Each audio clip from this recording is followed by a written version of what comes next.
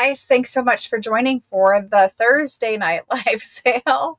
I always have to remind myself what day it is.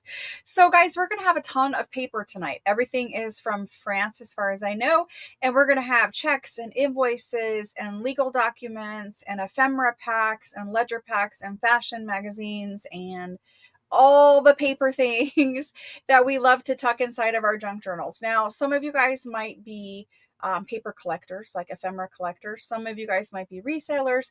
Maybe you have an Etsy and you design digitals, and so you're buying things to scan and pull things out of to make digitals. Also, we have telegrams tonight, and telegrams.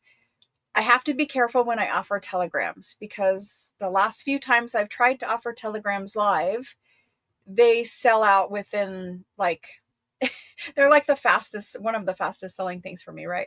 And so I am going to bring telegrams tonight, and telegrams I can only bring when I think there's going to be a smaller crowd of people, because otherwise it's very frustrating because they're here and they're gone and you can't get them, right? So anyway, we're going to have telegrams tonight. We also have some Florentine paper scrap packs, which you guys asked for more of.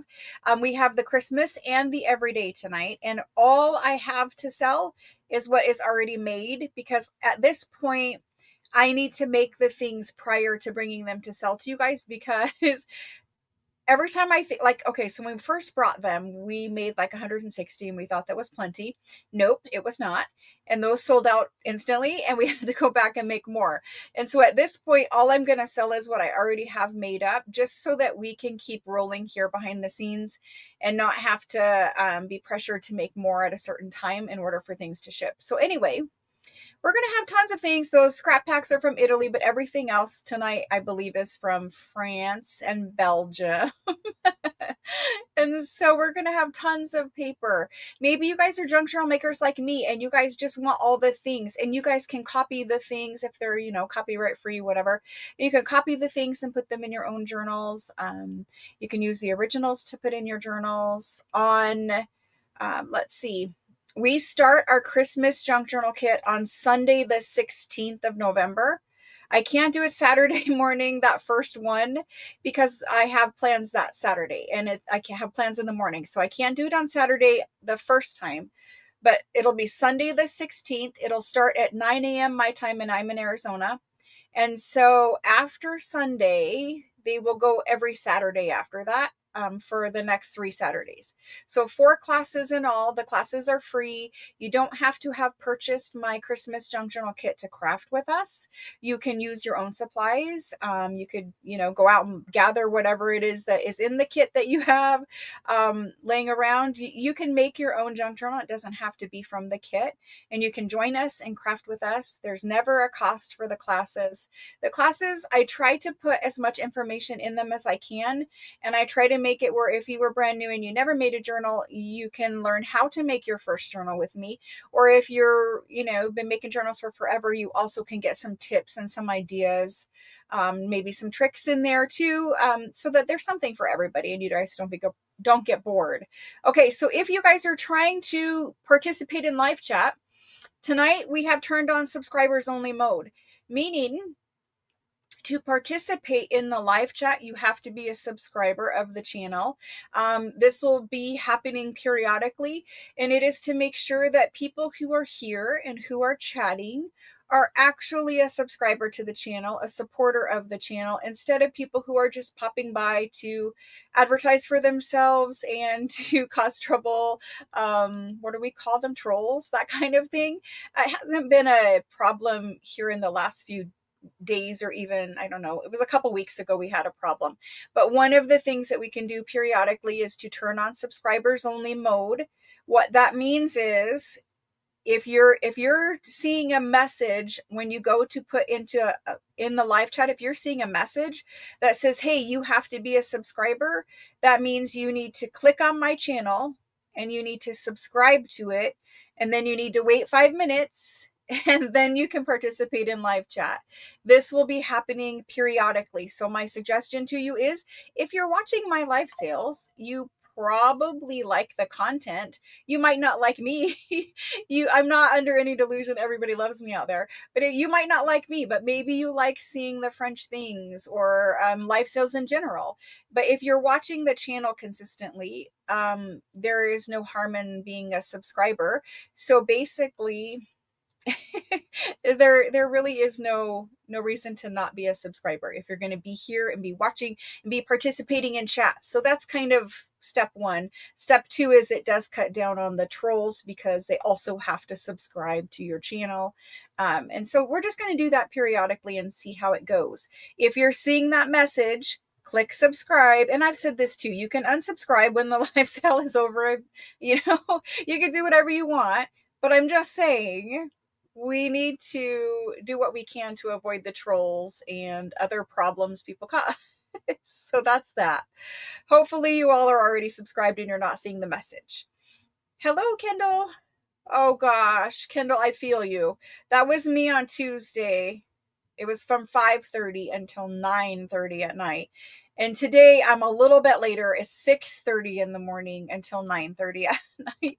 Actually, might be more like 11:30 tonight. I need to finish my spreadsheets before I go to bed from tonight's live sale. So I feel you. Those long days are super tough. My days got longer because you all had a time change. So if you were in an area like Arizona doesn't have the time change, but if you're in an area that just changed time, I adjust my live sale times to you guys. And so what that meant is my live sales usually end at 8 p.m. and now they're ending at 9 p.m., which just pushed that 14, 15, 16-hour day just a little bit longer. It's hard to work that long. Yeah, but I'm around cool things. I hope that you are having okay, so I'm not going to give away exactly where Kendall works, but Kendall, I would think that there would be some interesting thing happening at your work just because of where you work, the part of the country that you live in. I would think there'd be some interesting things. Hopefully you get to sit down. Throughout my day, I really do not get to sit. So my feet is what really does me in, is because they start hurting. But anyway, you can't wait to get the Christmas kit. I can't wait for you all to get the Christmas kit and us to start making the journals together. It is going to be so much fun.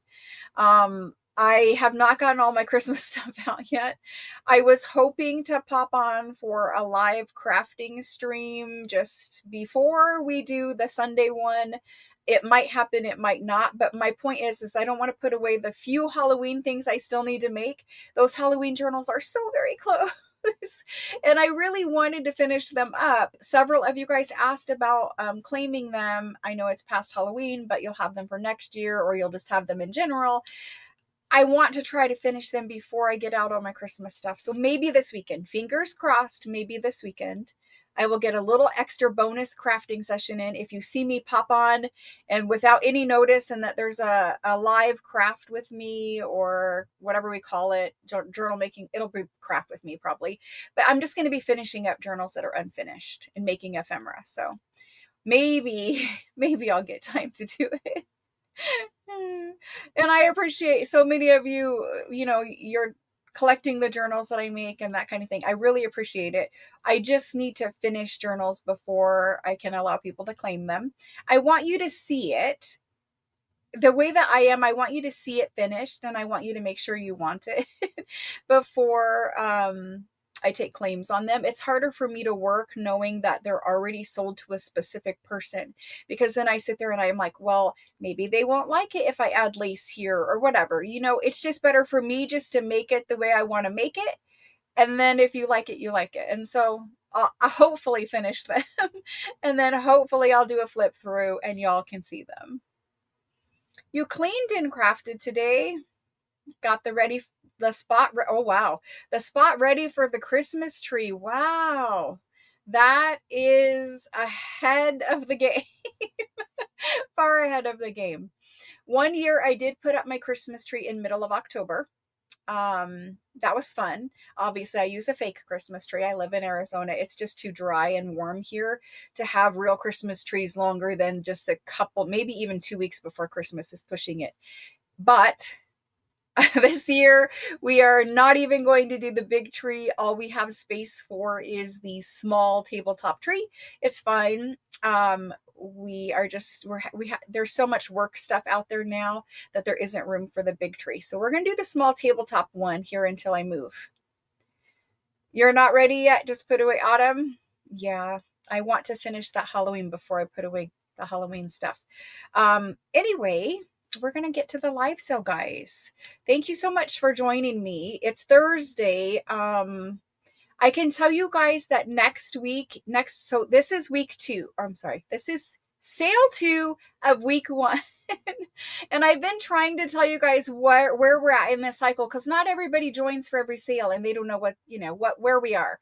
So if you're new here, welcome. Anyone can participate in the live sale. All that I ask is that you register by text message first. The information that you need to register is pinned in the chat box at the very top. And it's also in the description box below the video. And it has my cell phone number in there. You just text me your name and your address and your email address. And then your invoice comes right to your text message. And you just click it and pay it like you were ordering a pizza. It's super simple. You don't have to create an account anywhere. It's very secure, FDIC insured, a super, government kind of system. So anyway, government insured backed system. I don't know how to say that legit. Anyway, everything comes to your text message. We communicate through text message except for your tracking number. And that's why I still need an email, because your tracking number has to be emailed.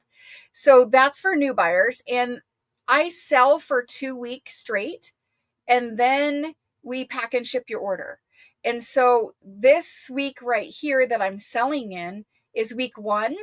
And this is the Thursday sale, so it's the second sale. Next week, I will sell on Tuesday and I will sell on Thursday. But I won't be selling on Wednesday as far as I know, because that specific Wednesday, I get my grandbaby all day long. It's the Wednesday my daughter returns to work for hopefully what is only a 2-week notice period after her maternity leave.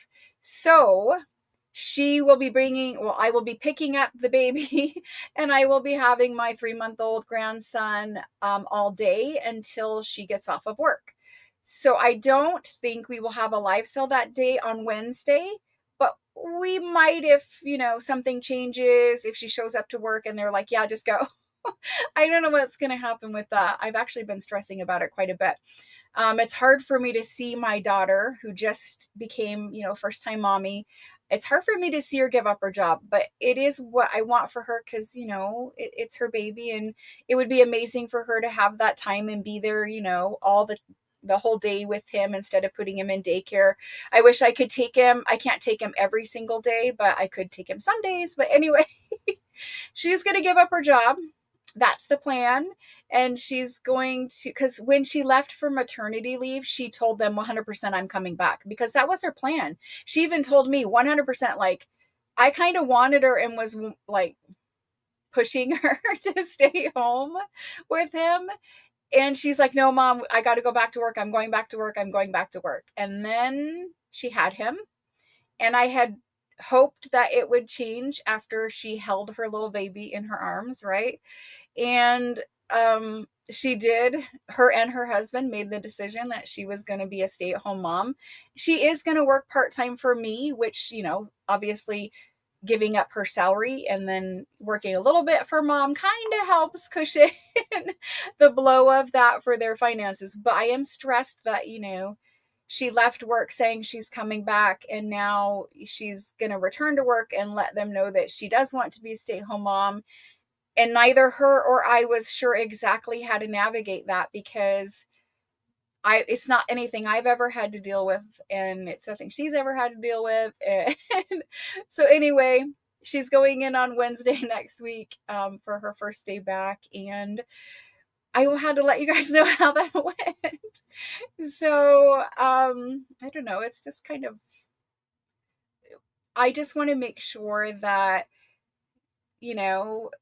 if she needs to work out 2-week notice, then she can. And so I have offered to take him as often as she needs so that she can give that notice and that kind of thing. So that's what's going on next Wednesday. So if I have him, I I don't know if we'll be able to pull it together here enough to pull off a live sale also after having a 3-month-old all day long. We'll see how that goes and I'll let you know. But Tuesday and Thursday next week, I will be here. It is week 2. After the Thursday sale next week, everything starts shipping again. We just packed and shipped every single order that is here from the previous sale cycle. And there's just a couple, there's new buyers that need their addresses put in the system. And there's a couple international people that I asked whether you want it shipped or not. There's a couple outliers of that, but for the most part, like 95% of you or more have already got a tracking number in your email. As long as you've paid for your order, it will be leaving here tomorrow, Saturday at the latest. It depends on whether mail will actually come when I schedule a pickup. But that's where we're at with the last cycle. I ship every 2 weeks. So I'm going to sell for 2 weeks and then everything ships. And then I'm going to sell for 2 weeks and everything ships again. And I do that to cut down shipping costs because, right, I don't know if you guys are aware. Some of you are, some of you aren't. But shipping costs have gone up astronomically. They always go up, right? But right now, to ship a lightweight package, it really is costing far more than it ever has before. In fact, one of you and I have already had a conversation about that because you found the same thing out at the post office as I did. Shipping even a 1-ounce package is now like $7 or $8, $10 to some places. It's crazy. And it's because they consider even an envelope, if it has merchandise in it and it is not a complete flat piece of paper folded up in there, they consider that a package. And because of that, it has to go as a package. Even Ground Advantage, which is the cheapest USPS offers for a 1-ounce package, is still $7 on the cheap side, all the way up to $10 on the expensive side. And so because of that, shipping prices in general, I want you guys to see the most merchandise you can choose from before your package leaves here. So that means you get to shop at a minimum 4 sales. Minimum, there's probably 150, 200 items to choose from, probably more than that in that 2-week period. And so instead of me just saying, hey, everything ships after tonight, if you only got one little thing, it's going to be $7 to $10. At least now, for like $15, $20, $25, you could ship a pretty large package with a bunch of different stuff in it. So if you shop, all of your stuff gets combined for 2 weeks. So if you shop on Tuesday and you shop on Thursday and you shop the next Tuesday and the next Thursday, all of your purchases, no matter when you shop, will be combined within that 2-week period and put into one package or 2 or 3, however many you need, to ship in, one time instead of shipping 4 times. Hopefully that makes sense to you all. So that's what's going on with that. I see lots of you guys joined. Thank you so much. Let's go ahead and get started with with with live sale. Sorry, saw a question in there. Well, Jody, I'm not sure. I don't know exactly what your shipping fee was, but so for Florentine paper sheets, that ships separately. It's different. It's something specific that I sell only a couple times a year. And if it's a 20 by 28 inch sheet of paper, they have to be rolled up. Then they have to be bagged in a plastic sleeve for water protection, for moisture protection. Then they have to be boxed in a specialty box, and it's a 21 inch by 5 inch by 5 inch box. So anything over 18 inches gets hit with the surcharge because it is a larger package. They just have to be handled a little differently within USPS's mail system so that they don't get damaged. And so because of that, they have a surcharge. So they do charge a good bit of money for a bigger box more than 18 inches. So that's the kind of thing with Italian sheets. It is only a couple times a year. And the only other option is to buy the scrap packs that I'll be selling tonight. And those just ship with everything else. But your rolled sheets of paper, in order to protect them, can only be shipped by themselves in that specific packaging box. Well, if you say it in there, it kind of leads me to explain it, right? So there's that. Let's go ahead and move on to the live sale portion. We're 20 minutes in. Thank you guys so much.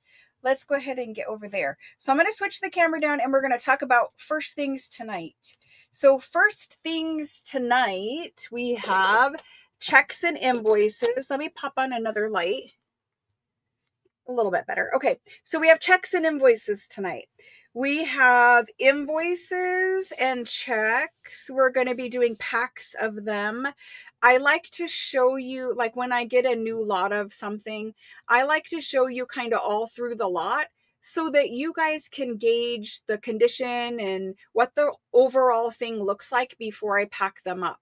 So these are French checks and slash receipts. These are invoices, and we're going to talk about the checks first, and then we'll come back and we'll talk about the invoices. But there's just a big old bunch of them. And so let's slide those over, and we're going to talk about these.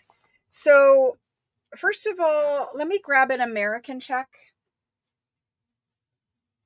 So for size comparison, if I grab an American check, this is the size check that most of you guys are used to seeing. This happens to be, a vintage one from 1934, but this is about the same size check. Ours are a little bit shorter today. If you even have a checkbook, I don't even have a checkbook because I can print checks. I don't even know if anybody orders checks anymore. But for an American check, our checks are significantly smaller than the French checks. Maybe I should do one on a different color so you guys can see it better. But the American checks, and this is still a little bit bigger than what they are today, the French ones are significantly bigger. So this is a one-hand check. This is really a two-hand check. So that's the first thing that we need to talk about is size. The French checks are significantly bigger. The French checks are very unique looking. Sorry, I was fighting with my chair.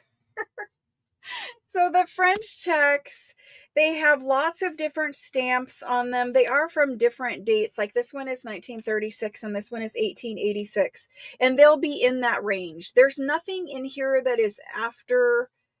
I mean, there's very few in here in the 50s and 60s. I have never seen one in here from the 70s, but there may be an outlier somewhere, right? But these are antique checks. They come in a variety of shades of white and cream and tan, and occasionally there's some colored ones. The blue, there's not very many blue. This one has a little bit of purple in it, but there's not very many that are colored. Most of them, are in that creamy shade color. You'll see some pink ones in there.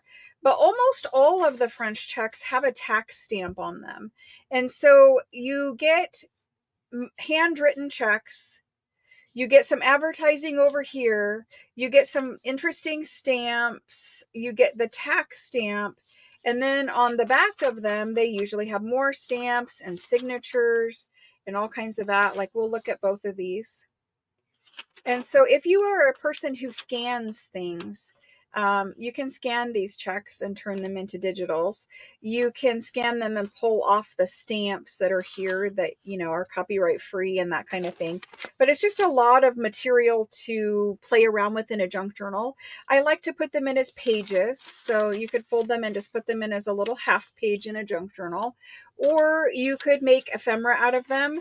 Another fun project is to make a little matchbook out of them, and you can kind of use the advertising. See how the advertising is going, this way? You could use the advertising, fold it up just a little bit so you can still read it, and then you can make this part tuck in right there. I don't want to fold this one all the way, but you can make a little matchbook, and so it'll pop open, and then in here you'll sew in some little pages, little cut scraps, whatever you want, and you can make a little matchbook that way. Just like a little mini journal even. So let's look at these in total. Some of them have little things pasted to them, like another little receipt or tax thing pasted to it. We're going to do big ones. Occasionally we find some smaller ones like this, but most of them are this size. And so let's start back here and let's look through these guys quick. And there's different colors of tax stamps. Some of them have more than one stamp. Most of them have a stamp. Not even all of them do, but most of them do. And they're all different colors. And we have done these, numerous times before. And every time I get a new batch of them, I like to show you guys because they're different. Like even this with the way it's stamped over there, that's different. And we get a lot of different companies in here too, where you've got different kind of advertising. And I love these pink ones. These pink ones are very pretty in journals. Pink stamps. Got all different color though. And I'll show you both sides. Some have many stamps. Some have 4 or 5, 6 stamps on them. The tax stamps part. And they're going all different directions. But we'll kind of get an overview. So this one doesn't have very many color ones in it. It has some, not very many. There's a nice one with some nice advertising. There's a pink one back here I keep trying to find and can't find it. Right there. So there's a few color. I saw light green and teal in here. A couple yellow ones. There's another pink one in there. But you can see these are 1880s, 1890s, early 1900s, and then there are some in here from the 30s. And then these ones, different purchase, but we're going to mix the two together. These ones are mostly 1880s, 1890s, and early 1910. And so you can see all different kinds of things. There's some green ones. And so this is what we're going to do. We're going to do packs of 5 French checks. And I think I pretty much have always done 4 or 5 in a lot. And I like to do that because you get a better variety of them. You can really get, different companies, different colors, different kind of advertising on the ends, different color tax stamps too, if you're trying to collect those. But that's what we're going to start with tonight is checks, and then we'll do invoices. And so these ones, they're just checks. Some people call them receipts. It's basically a check or a receipt. And at that time in France, you had to pay the taxes on whatever it was that you were purchasing. And so this is why it has a tax stamp. All these other stamps over here are banking stamps. The ink stamps are banking stamps. And so we're going to do a pack of 5. And all I do when I do them, as I sort them out and do 1, 1, 1, 1, 1, and then go back through and do 1, 1, 1. And it's just easier for me that way because I can give you guys more of a variety. If I see what else is in your pile already, I can be like, oh, okay, they need a pink stamp or they need one with 4 stamps or whatever, So that's the way I like to sort them. And I think it gives a pretty good variety.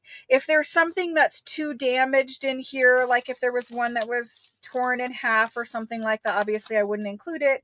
But you can expect a little bit of wear, they're not perfect, but you can expect a little bit of wear on them. Some folds here or there, but anything that's damaged, I will pull out. Let's go ahead and get these in. If you have a question about, anything I'm selling, you can use all caps and just directly type in your question to me and I'll answer it. If you guys are chatting amongst each other, if you guys just reserve the all caps for me, that way I know the person is talking to me, that's also helpful. And again, if you are new here and you would like to participate in the sale, go ahead and send your registration information over. I do text message only. If you are international, let me know here in chat that you are international and you are trying to register, and we can talk about that. We recently had a new international buyer and she's from Australia. She claimed a bunch of things and she kept asking about shipping prices, and I don't know your shipping prices until we get your package all packed up. And then we go into Pirate Ship because I use Pirate Ship so that we can all get discounted shipping. And then I will know. I won't know until it's packed, right? And so she was asking, and I'm like, well, I've seen them for this price and this price for like a full box of stuff if you use USPS, and we go flat rate. And she was like, yeah, I didn't know shipping was that costly. So this is what I must say to you all. If you are international, You guys need to be aware of what shipping costs to your country from America are before you claim. Because what happens when you claim and then you don't pay is it creates a whole bunch of work here behind the scenes, and other people who wanted the item that you were trying to claim can't actually get it because you claimed. So to avoid that, I will ask international buyers to be aware of what shipping costs usually are to your country from America. All right, we're going to type these in. This is going to be our first item of the night. Let's go ahead and do these. Antique, I'm going to call them antique even though some are 30s, right? Antique French checks, pack of 5. And we're going to do these for, I'm going to do them for 26. I do change the price of the check packs based off of what my cost is from France here. And I do buy everything that I have from France and have it shipped over here. And then shipping to you guys is from Arizona to wherever you live. All right, they're $26 for the set of 5. That is typed in there.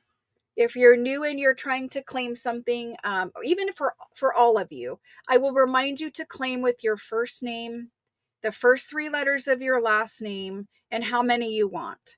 That's really all I need is your first name, the first 3 letters of your last name, and how many you want. If you want to put the me in front of it, go ahead and put the me in front of it, but stay away from using the letter X to say like me times 1 or me times 2, because YouTube is kicking out everything with the letter X in it.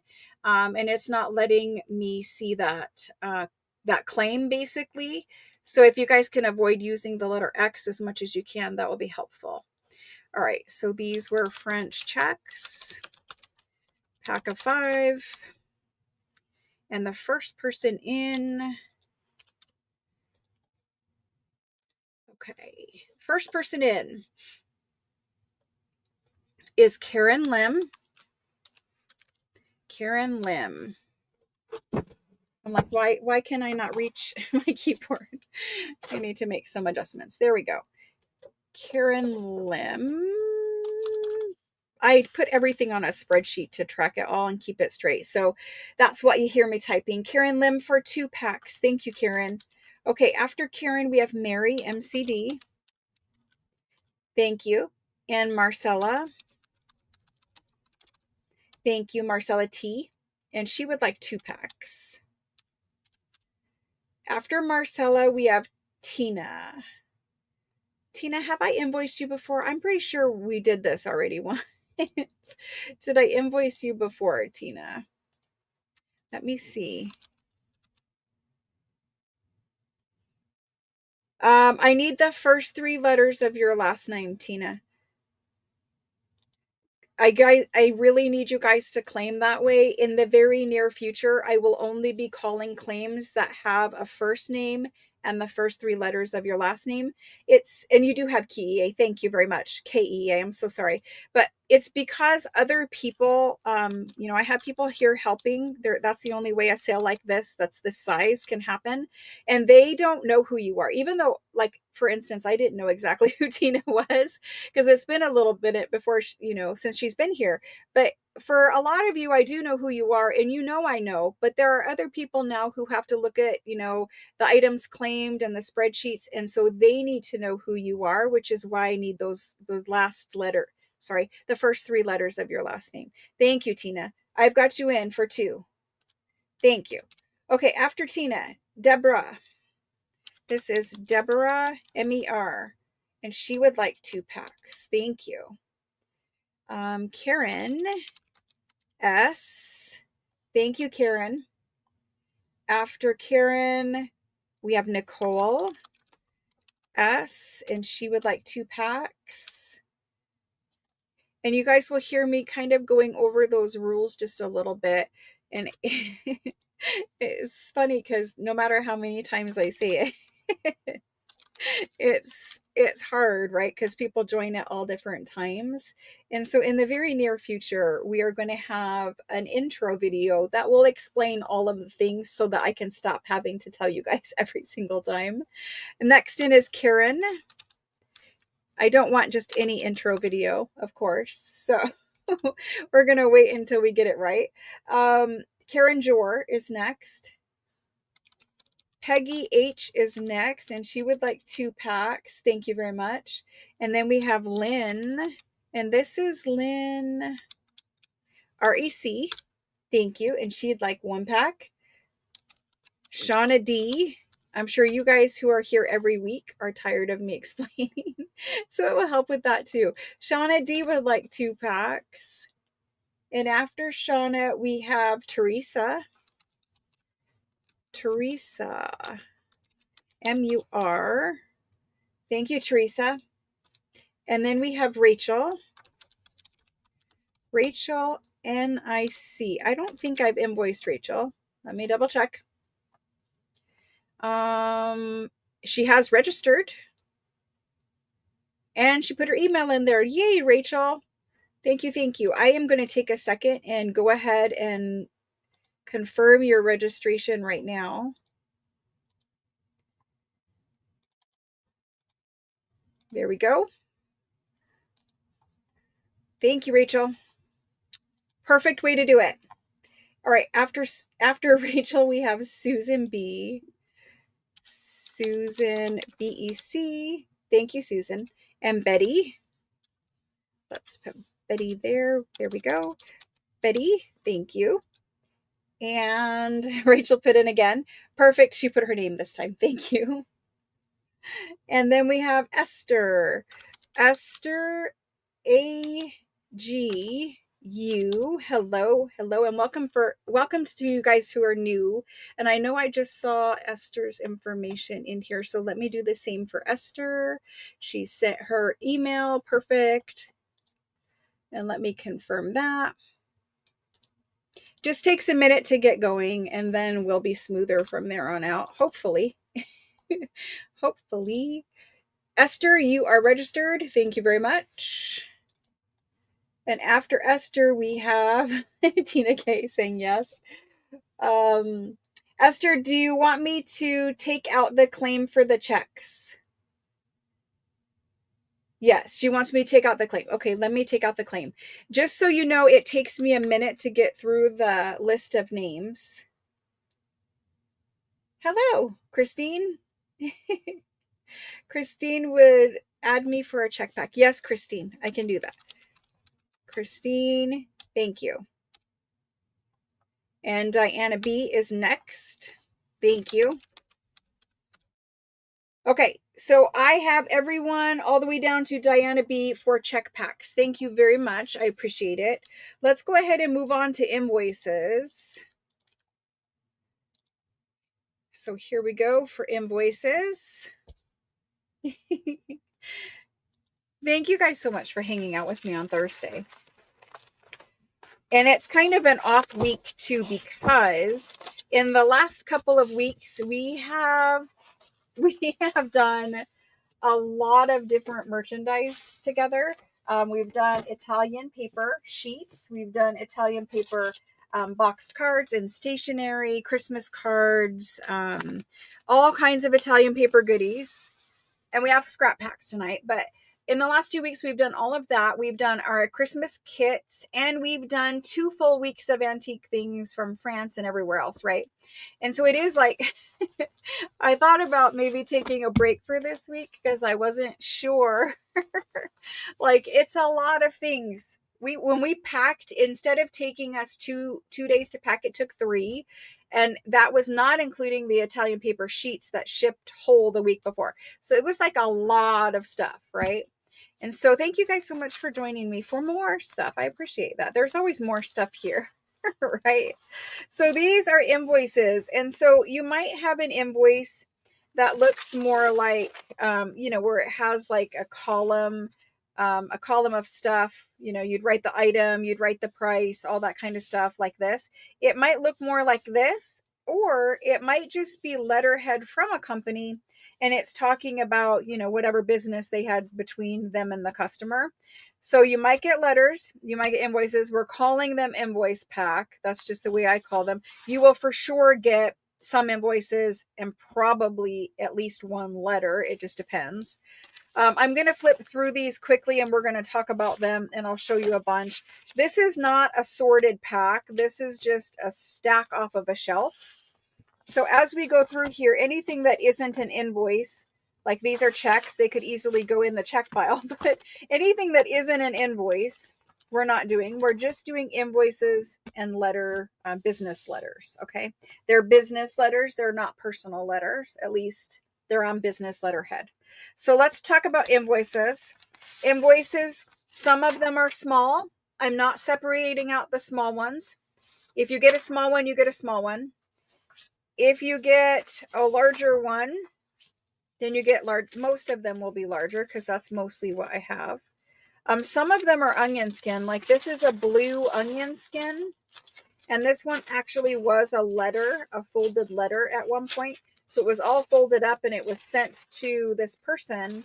And it was just an invoice. And it's on blue onion skin. I don't know if you guys can see my fingers through it. But so some are onion skin. Some are letters. This is just a cream colored one. And this one I wouldn't include because right here is where when it was folded as a letter, it had a wax seal and it tore. So I don't include ones with holes in them if I see them and if I can avoid it. Same with this. There's another blue one. So we're talking about doing French invoices, and these are mostly 1800s, very early 1900s for some. I don't know. I'm just in a pile of letters. A lot of these and these couple piles I saw had tax stamps on them. This one is from 1909. It has some pretty graphics, pretty typography. Some are double-sided. If you get one that's double-sided, make sure you scan. A lot of them are blank on the back side, and if they're double-sided, make sure you scan this because this is amazing to print out just onto regular paper. Like the back sides of your digitals, you could print out this French invoice on the back. But you'll see that the typography, it's all different. The images are all different. Down here, you've got your invoice part. Some of them have like paid stamps on them. Some are more plain for sure. Not all of them have big fancy stuff at the top of them. This is kind of like a letter, a receipt, and it's got that on the back of it and that. I've got this one with the chicken, the rooster. Anyway, this is kind of what they look like. And so I'm going to flip through quickly. Again, there are a lot of more, well, that one tore, but there are a lot more plain ones. I have to show you that one. Look at that one with the ship. There are a lot of plain ones. I don't know where they are, but there are a lot of plain ones. I will try not to tear the things. Here's, a more plain. Here's a more plain. Some are colored. Some are, most are whitish colored. There's some of those. So we have some small ones here. A few of them in this pile have the typed kind of invoice on them. I don't think a lot of them are typed, but some are. So this is a more plain one. It's got a wax seal right there. It's typed. This one here has a tax stamp. There's a pile of these. These ones are kind of like, this is an invoice and it lists out everything and has a tax stamp, but there's no letterhead. I don't usually include this kind. It usually has to have something up here. And I don't sort them first because if I sort them and put them in a pack, you can only see the top one. And I think it's better for you guys to see like the whole lot, all together. And so these ones are pretty nice, actually.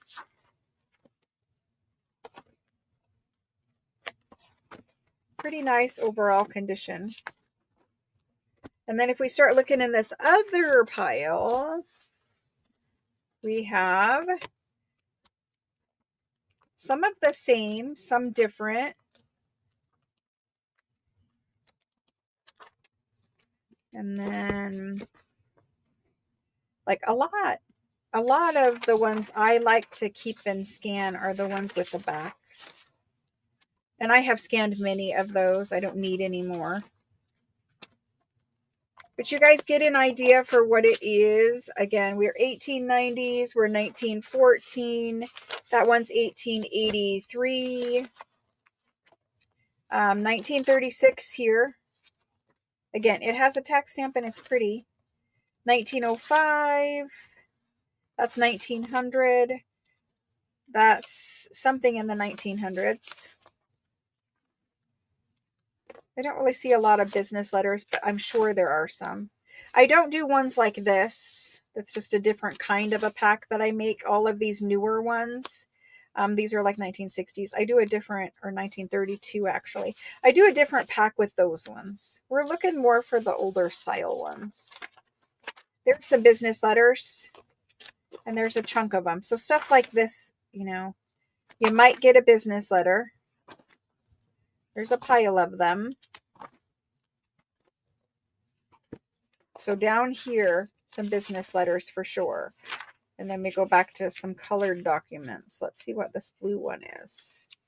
If you can tell, I also like looking at them. There's a purple one back there. I don't think I've ever seen a purple one. So that's that. We're going to put them in. We do these in packs as well. So you get, you know, you get documents and you get a variety. And that's the way I like to do it, so that you can have a big pack of different kinds of documents so that everything isn't the same, right? I don't want to do it where you're getting 5 of the same pieces of paper. I want to do it where you're getting, you know, 5 different things that you can scan and reprint so that your ephemera collection grows and it's different instead of the same. So let's do them. If I could find it again, Jolly, I would do, but then everyone else would claim certain things too.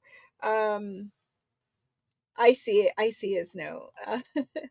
Let's go ahead and get these ones typed in. These are French invoices. And again, it could be business letter, but French invoice. And we're going to do them tonight. I'm going to do them a pack of 4 because I don't want them to get too expensive. So a pack of 4. And let me get this copied over to the spreadsheet.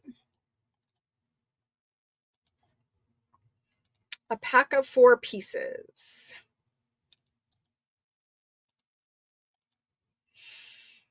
And let's do them. This is kind of a nicer. I'm going to do them at 20. 4 for 20. So let me get that put in. I mean, in America, we call this type of thing billheads. And in America, they're much more than $5 for a nice billhead. These are French and these are old. So we're going to do them 4 for 20, and they are in there now.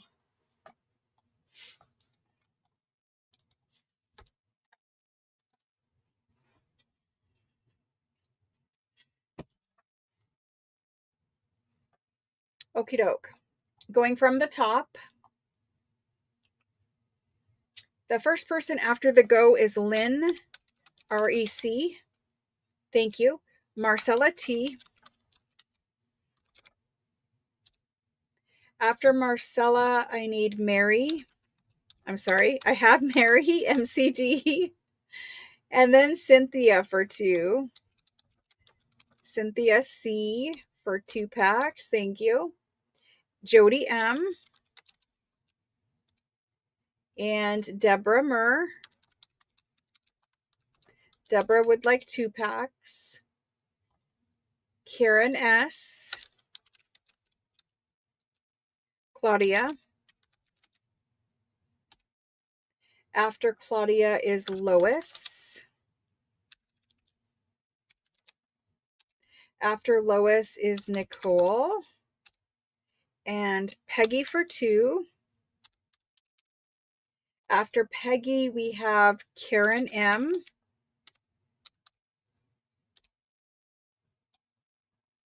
And then we have Christine. And this is Christine B. And she would like 2 packs. After Christine, we have Karen Jor for 2. And then we have Cheryl E. We have Shauna D.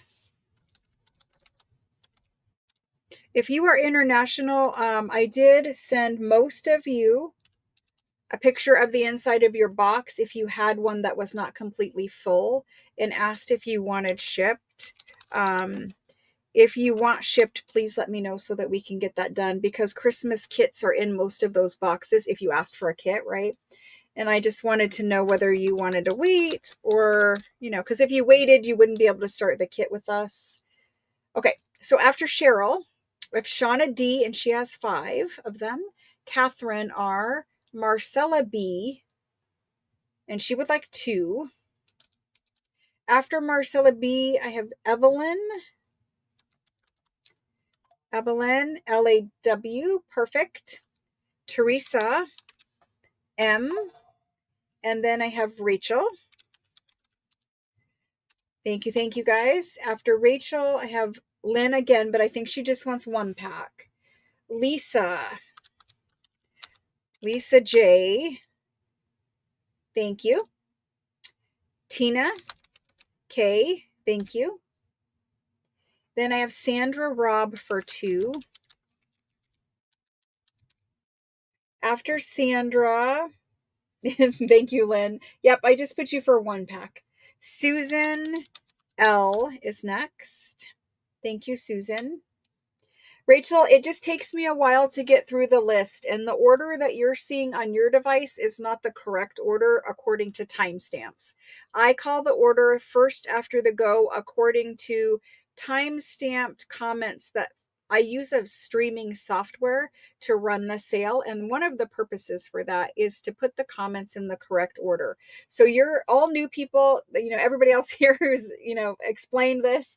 It just takes a while to go through the list, number 1. Number 2, the order you see comments in is not the correct order. I use streaming software that is, time stamping the comments to the millisecond and giving them to me in the right order. Hello, Robin. All right, so we are done with invoices. Thank you very much. We did good on those. Let's get these picked up. And we did checks. I'll have to straighten those up. Let me move these off the table. And let's pull out those Florentine scrap packs so we can get those done. Tonight, this is all I have to offer. I have 66 every day. 66 every day. So every day means there's not Christmas paper in here. It's all the different Florentine papers cut up into different sized pieces. There's 30 pieces in here. The largest, there's 2 8.5 by 11s. There's 2 of every size except for the 6 by 6, there's 4. And the 3.5 by 5, there's 4. Everything else, there's 2 of. It starts with the largest 8.5 by 11. It goes all the way down. These ones right here are like 3 by 3 or something like that. And they're really just what was left over after we cut everything else into the sizes I wanted. And so you get 30 pieces. It's more than 2 sheets of paper, between 2 and 3 sheets, roughly about 2.5 sheets of paper. If you totaled all the pieces, they're pretty weighty and pretty thick paper packs. And it's just nice to have all the different patterns, right? I mean, it's not literally all, but there's a bunch of different patterns in here. And it's nice to have those so that you can play with them without having to buy all the different patterns of full sheets of paper. So there's that. And there's also nice because they're already cut up. They're professionally cut, so they're square and all of that. But it's nice to have them cut because some of you are afraid to cut up your whole sheets that you buy. You like to hoard the whole sheets. And now you can have this at your desk and pull them out to craft with. There's something that goes with every journal theme in here. You can kind of see the patterns. And these are just 2 random ones. They're all random at this point. I would assume that there is duplicates of pattern in here just because we have made like 400 and something of these already. There's still a couple hundred still to be made, But tonight, all I have is 66 of them. So we're going to do the everyday first, but there is also Christmas. And of Christmas, I only have 51. So that's all I'm selling tonight. Even if you guys want 166, all I'm selling is 66. You might already have enough of them and maybe you don't want them. But this is a one-time thing. I am not doing this again because of lots of reasons. Cutting, no one wants to cut them. No professional cutting paper printing place wants to cut them. It takes hours and hours and hours to make 50 packs of them. It just is a lot of work. And so we're not doing them again. Whatever we have for cut paper is what we're doing. And so when we're out of that, we're out of that. We're going to do every day. I see it. I see the stop sign. Karen Lim.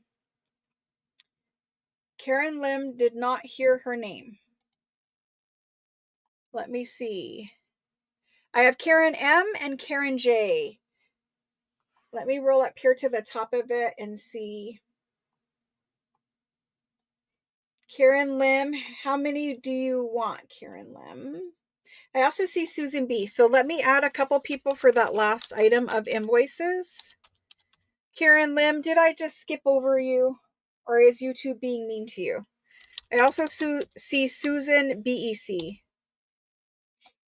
Randy, didn't hear your name. Okay, Randy. Let me know how many you guys want. If you didn't hear your name, let me know total. Concelia has a question. Let me see. Can I even see Concelia's question? I don't see Concelia's question at all. Oh, all the way up there.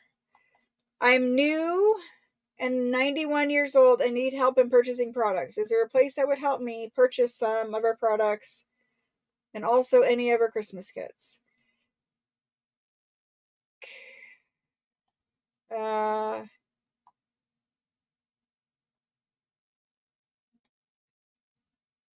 Concelia, I don't think you're new here, and I'm not sure what that question means. You can claim items during the live sales, and you can text me. Like if you watch a live sale, say you were trying to watch today's live sale tomorrow, you could still text me and say, hey, I saw that this wasn't sold out during your live sale. Could I add one? You could add checks. You could add invoices. If I sell all 66 of these, you can't add them because they're all sold. But you could text me to add things that are still available. That's another way of purchasing. There's also Etsy. Not everything is in Etsy. Actually, tiny bit of things are in Etsy, but there's also Etsy. And all of my links for my stuff, my Etsy, all that is in the description box. Let me scroll down here and see.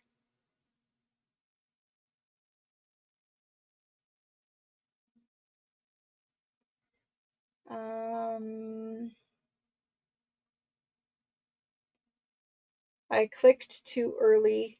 Susan B, do you want me to take out the claim for the paper? Hold on, I'm not to the bottom. Maybe she already answered that. Why are we afraid to cut a whole sheet? That's a good question, but lots of you guys say you are. Karen Lim would like to. I've got you on the list for 2. Hotel with weird internet. Okay. Well, if you don't hear your name, yell out. Oh, Gina. You're saying that's your mom. Okay. The other Concelia is your sister. Okay. Okay. So if you are new, just send your registration information over. And if your daughter is here and you would like your daughter to put in your claims, so Gina, you could claim one for me, one for my mom. If you guys want to do it that way, we have another mother-daughter team that does it that way. If that's easier. So Concelia, we have a mom and a daughter named Concelia, and then Gina is the sister and the daughter. Okay. I'll try to remember that. Just one pack of invoices, Susan. Okay, that's what you're down for. Randy R, do you want a pack of invoices? Because I see you saying I didn't hear my name. I added you, but just confirm that you want a pack. And we're going to move on to these. Okay, so I'm going to check for Randy.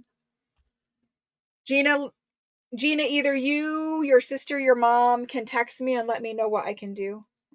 Catherine, did I get you for invoices? Well, let's check it. Yes, I did, Catherine.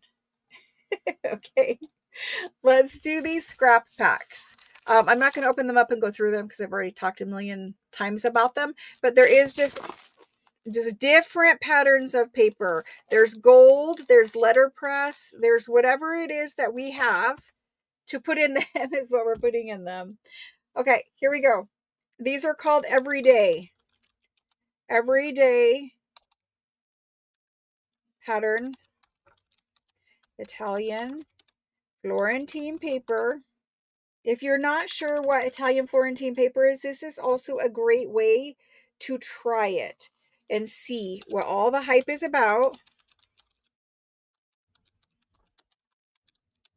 And so if you're looking for full sheets, I do have a very, very few full sheet packs still left.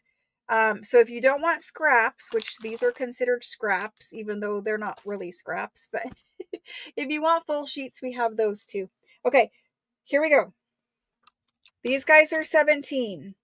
The everyday is 17, and it just went in there. Well, it's trying to go in there. Oh my gosh, it's trying. Maybe YouTube is being mean to me now.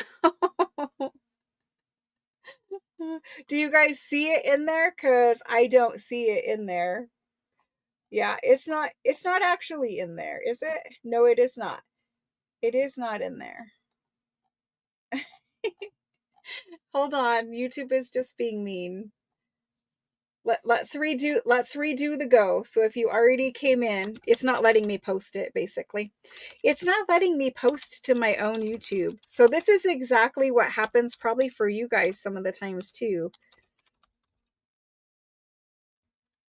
Let me get it retyped in there because it's being mean to me.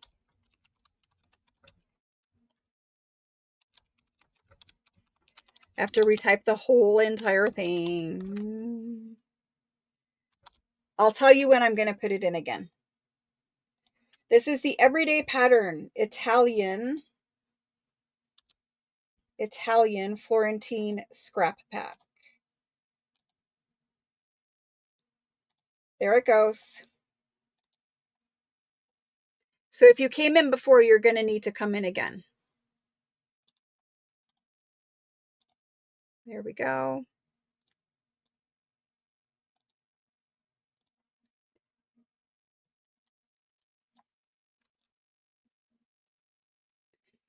And the first person after the go for this is going to be Cynthia. Cynthia C. Thank you very much, guys. Tina K. And she would like 2. And Susan. And Shauna.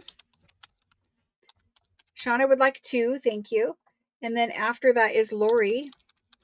Lori H. Thank you.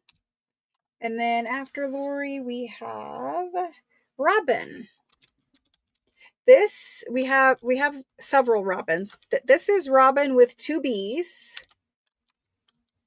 And she is claiming 2. And Robin, since you're new, I just need to add you into the system here. She registered, she sent her email. You guys are doing great with that tonight. Let's add her to the directory. Yes. There we go. For whatever reason, it didn't pull over your last name, but I put it in there. Perfect. Thank you. Okay, so after Robin, I have Michaela. Let me get Michaela typed in.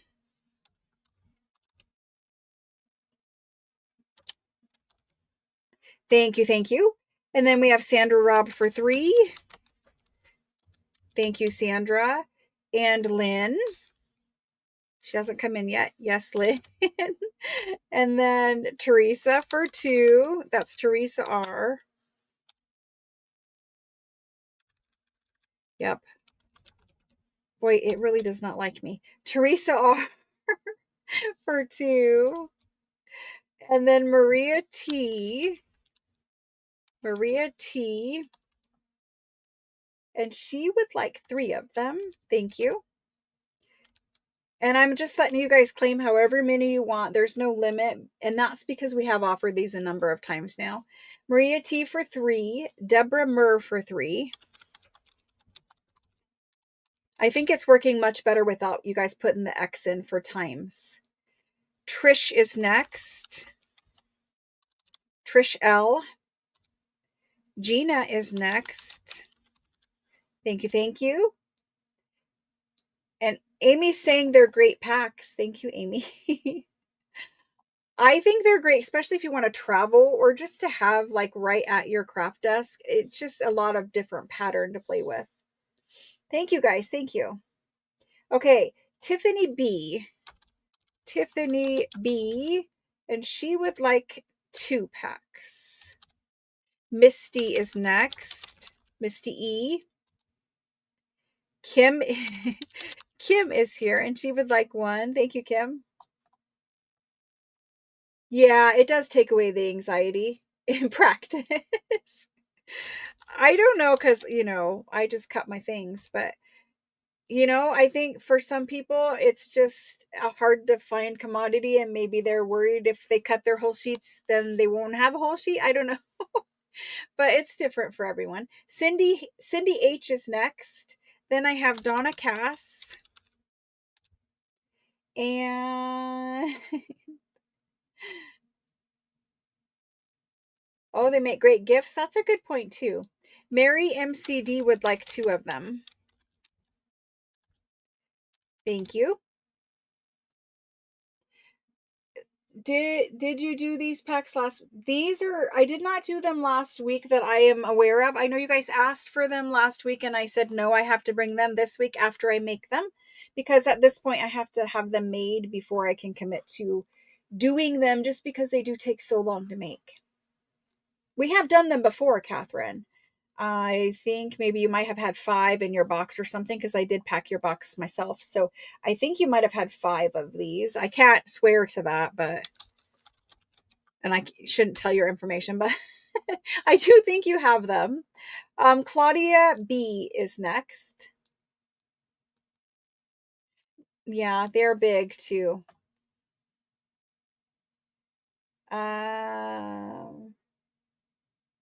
Oh, Teresa M. I have you on the list. If I said R, I'm so sorry. MUR. Yeah, Teresa M. You're on the list. All right, so let me add these up quick, and that way I can say how many are left. People who are rewatching, they are looking for me to say what is remaining so that they know. And then you can always text me and ask me if something is available. You could always text me and see, if I have something that I maybe didn't offer. Maybe I've sold it a couple weeks ago and you find, you got your shipment and you are opening your box and you find it and you're in love with it and you want more. You can always text me and say, hey, do you have any more of these that you sold X, Y, and Z weeks ago? And then if I do have it, I can surely add it on your invoice or whatever for you. The only thing is since I sell every 2 weeks, once we have next Thursday's sale, then we start invoicing the next day. So if you're going to add anything, you need to add it prior to Thursday when I end my live, pretty much. That last Thursday I sell is really hard to add to. If we do add, it might even be on the next invoice cycle, just because at some point we have to cut, it off so that we can start invoicing and packing and shipping you guys. Thank you very much for your everyday orders. A masterboard, they would be great for masterboard making. We're going to do the holiday pack now. There is, let's see how many. There is 18 of them left. 18 of the everyday, okay? 18 everyday. So if you're rewatching, that's what remains. 18. Holiday, there's only 51 to start with. And the holiday has been extremely popular because why? Well, we're getting into holiday crafting season. The other reason is I offered whole sheet packs and whole sheets. I might have one holiday whole sheet pack left. It had 26 different papers in it. It did have some gold everyday, some green everyday mixed in with it just because they work well with holiday. Um, but primarily it was Christmas paper. So everything you see here is in those holiday whole sheet packs. The reason why I might have one left is because there's a person, how should I phrase this? There's a person who was failing at multitasking and ordered one, and so they may be canceling that order, I guess. I'm not sure. Been a little bit frustrating for me. So there's probably going to be one Christmas full sheet pack left after we cancel that order for that person. So if you want one, message me, and the first person to message me can have it. I'm not going to bring it to the live sale because I just don't think it's worth bringing and having 8 people claim and only one available. So we're going to do scrap packs. They're exactly the same as the everyday ones. There's still 30 pieces in there. The largest piece is 8.5 by 11. And it's just all kinds of holiday. There's letterpress, like these are large sheets of letterpress. There's also the green with gold back there. There's poinsettias and Christmas trees and all kinds of things. But, you know, these are great right now because we're all getting into that Christmas making season. So we're going to do these ones now. Let me see. There's a couple more changes up here. It says... I have done masterboards live with you guys with these before. I will do it again too. Marcella T would like to, did we get Marcella T on here? Marcella, it's for everyday, right? Marcella T for 2. Okay. I put you for 2 of everyday. And then Karen Lim would like added. Karen, I am so sorry if it's cutting you out today. YouTube does have some little hiccups lately. Ricky, we're doing the holiday pack right now. So that I added Karen Lim for 1 and I added Marcella T for 2 of the everyday packs, which means we have like 15 left. We're going to do Christmas now. I'm going to get through this. We're going to do Christmas now. There we go. Okay, this is the Christmas. I'm going to actually, we're going to call it Christmas. I called it holiday, but we're going to call it Christmas. Quarantine paper scrap pack. I'm going to copy this. The Christmas one is 20. The reason why is because when I first brought the everyday, I didn't realize how many sheets of paper it was and how long it was going to take us to make them. And so I did kind of do them too cheap, but the holiday ones have so much letterpress in them, and the letterpress paper is always much more expensive than the everyday. I just bumped it to 20 so I'm not losing money, and we're going to leave it at that. So the Christmas is 20. It goes in now. There it is.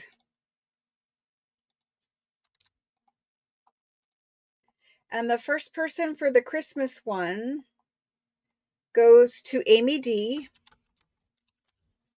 And then we have Sherry M, and she would like 2. After Sherry, we have Jane H, and Shauna H, and she would like 3.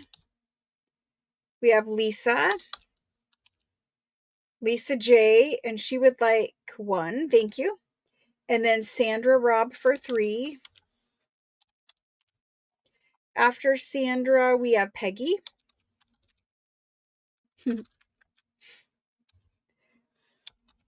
Peggy, thank you. And Susan. This is Susan L. Then Kim L. Sandy R for 1. Amy W for 1. After Amy, Deborah Murr, and she would like 3. Lynn R for 1. Paula, I have not forgotten about you, Paula. Paula D for 2. Then Tiffany, and she would like 2. Evelyn L, and she would like 1. Maria T, and she would like 2. Karen S, and she would like 1. And then Misty E, and Diana B. And after Diana, we have Teresa M. I'm going to say that right. And Teresa M would like 2. Marcella T.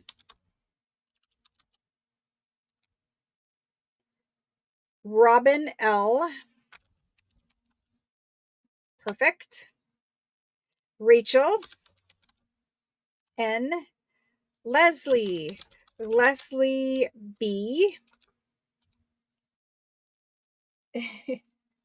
Khadijah. Is it GIG?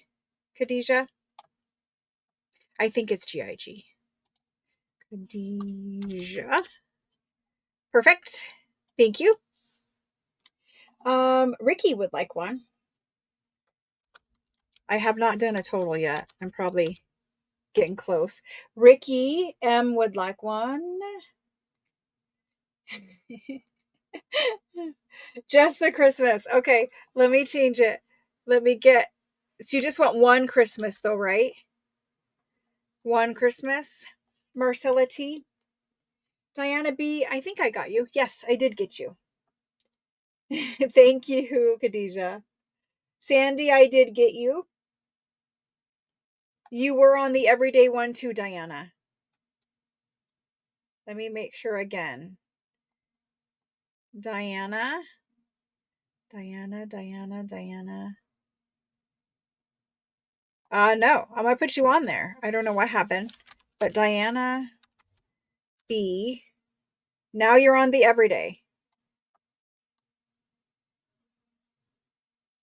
I thought I was sure I put you on there, but anyway, you're on the everyday for 1, and I will change you to 2 for the Christmas. There we go. Can 2 packs of everyday. Oh, okay. I'm not sure, actually. I just know I packed you some. At least I remember packing you some.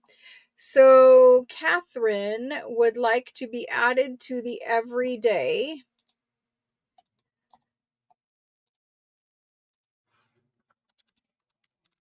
Catherine.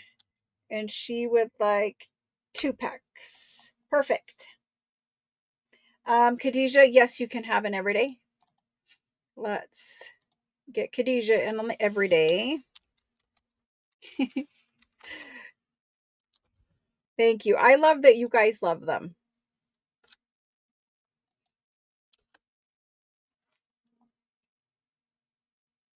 Yes, Lacey, you can claim 1. And that is Lacey L for an everyday. Yay, yay, yay. Okay.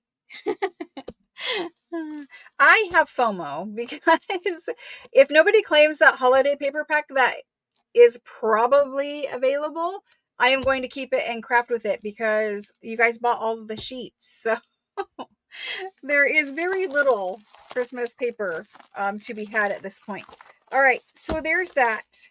Now, I will do the packs of full sheets next week because by next week I will know exactly how many remain, but there are just a couple. I think there are 4. There's 4 everyday paper packs available. and there might be one Christmas.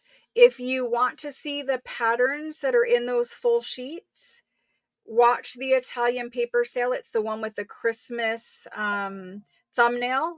All my live sales, my past live sales, are on my channel. If you just go to the live section, you can find the one with the Christmas thumbnail. It was 2 weeks ago or so. You can watch that, fast forward through, find the big pack. I flip through and show you every single paper in there. But there's 24 papers in the everyday pack, and there's 26 papers in the Christmas pack. If you want them, just text me and I will add them. I was going to show them tonight, but maybe if we have time at the end. Sandra Robb, did I get you? Sandra, I knew I got you 3 for the Christmas and 3 for the everyday. Your last order arrived and you got it? Yay! I know we shipped a bunch of them the other day. Most of, if you had paid, you have already shipped. If you didn't pay on time or even within the next 3 or 4 or 5 days, you might still be here. Thank you, Marcella. Okay, so let's move on from there. Let me put those over there in that stack of invoices. And next we're going to do these. So these are, okay, hold on. We're not quite done. The holiday ones of the scrap pack, Claudia. Are you claiming a scrap pack? Am I supposed to add you to a list for something? If you're trying to claim that one that might be available, you need to text me, please. Let's look at these while I figure out what that means. These are, they're string bound legal documents from France. They're antique. These guys are from the 1800s mostly. This is 1855. And how we're going to do these tonight is we're going to do a 2-pack. The 2-pack means you're going to get one of one color and one of a different color, again, so that you can have multiple scanning options in your arsenal. So we're going to quickly look through. This is just a small stack of these. I have hundreds of them saved up. And so we're just going to quickly look at these. Claudia says scrap pack. Perfect, Claudia. I will add you right now for a scrap pack.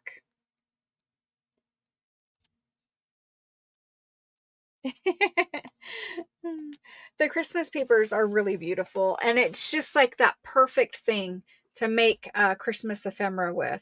You can even use the Christmas papers, and I have glued them down to my favorite watercolor cardstock, and then I just put one on the front, one on the back, folded my watercolor cardstock, and it makes an amazing junk journal cover, just covered with Florentine paper. And you can do that every day or Christmas. It doesn't matter. They still make beautiful covers. So lots of options there. Back to the legal documents. You'll notice that every one of these, like there's several blue ones here. They're all the same shade of blue. They are all the same date. So what this legal office did was whatever the year was, 1855, they used the same color folder so that in their office, they could instantly see a color folder and know what year it was, right? This is 1855. This brown cover that's handwritten is 1862. Here is a pinky peach one from 1839. There's a white one that is 1895-ish. I don't know. This one is 1850. Look at the handwriting. Like, they are stunning. This one is 1860. So sometimes you have the printed, sometimes you have the handwritten. 1860. It's green. It's like a Christmas green. Some of them are patterned paper. And so instead of having a solid color, you actually have a pattern. This is like a little pink check. And that's 1876. These purple ones, instead of having the title only on half the page, only on half, you have a full page title. That's 1897. And there is a bunch of these for every single year I'm showing you. There, I have 100. I'm like almost, there's probably 1,000 of them. This is 1850. This is 1830. And I am going to show you what's inside too. All of these purples here, they're all 1897. These are 1851, it looks like, and they're a darker blue. 1890s are a dark pink. This is 1881, and it's really just a tan or camel color. These ones look like they're upside down. There's some purple patterned paper here for 1875. Again, look at the writing. Look at how fancy that is. So these are all legal documents from a lawyer's office. 1882. Now they go this way again. These ones are 1827. 1827. And again, there's bunches and bunches. This is a bunch of them. 1890.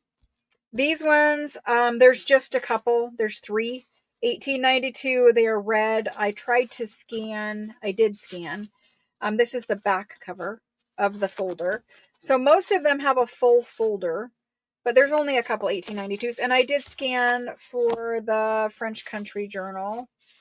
This one, I think this goes in here. Doesn't really have the front part. Maybe it's in here somewhere, but I don't know where. This is a blue patterned one, kind of like a little chevron. It has something glued onto the spine of it to like maybe reinforce it. There's another 1870. All the blue chevron is 1870. There's the document inside. This is 1901. Little bookmark. 1901. So you guys can see this is 8. Look at the pattern of that one. I love the pattern of that one. It looks like lace. 1898, 1894, 1845, 1865. And then we're back to 1855 again, 1862. So all different years, all different manner of legal contracts. These are 1826. So some go all the way back to 1820s. Inside, you will have a number of different things. You'll always have a legal document. Some of them are just one-page legal documents. This one, it's 1820s. It's got fabulous calligraphy, fabulous signatures, all that kind of stuff. So this is 1820s, right? But some of them are quite thick, and they have a number of documents. 1827, 1868. This one is folded over. It's 1838, 1826. This one has a pinned note on the front. Inside of it, again, you have some documents. Some of them are multiple pages. I'm not going to look inside because I don't have time, and there's 1,000 of these, so it is what it is. So I would assume there's going to be 1, 2, 3, 4 documents, something in that range. Most of them are just, 2 to 4 documents. We're only doing documents inside of folders. I reached a section again that's upside down. This guy is 1836. This is 1890. We have purple stripe. Is it purple or pink? I guess it's pink. And it's 1868. So anyway, you guys get the idea. And I'll show you a couple insights too. So the 1901 one looks like that. They all will have a court stamp, and they're all handwritten, beautiful paper. There's a watermark in the paper, and almost every one I've ever found, there's a watermark in it. This particular one has a number of pages. The pages are folios. If there's more than one page, it is a folio connected in the middle. You see the pink strings where they're sewn in. They've got the little pink string sewn in on the edge there. So that's what they kind of look like. We look in here. See, 1901 just has one. Just one document in there. But then 1898 has, it looks like 4 documents in there. Plus a little writing in the cover. So you're getting covers to scan. You're getting documents. All beautiful calligraphy, a variety of color and pattern, that kind of thing. There isn't a whole lot of pattern, but more than likely you're going to get one that's 2 colors or a color and a pattern. I won't do 2 patterns just because there's not really that much to go around. So that's what we're going to do. Size-wise, these are 7.5 by 10 and a quarter, roughly, a little over 10 and a quarter. And they're everything from sales of property, marriage, mostly, donation documents. There's a bail in there, arbitration, obligations.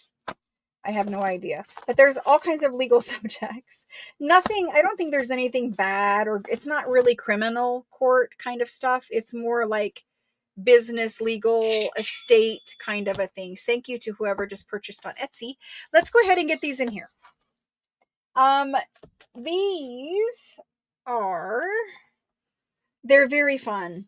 You get a lot of scanning options. And if you get one that, I was going to put them in, but if you get one that looks more like, where is it?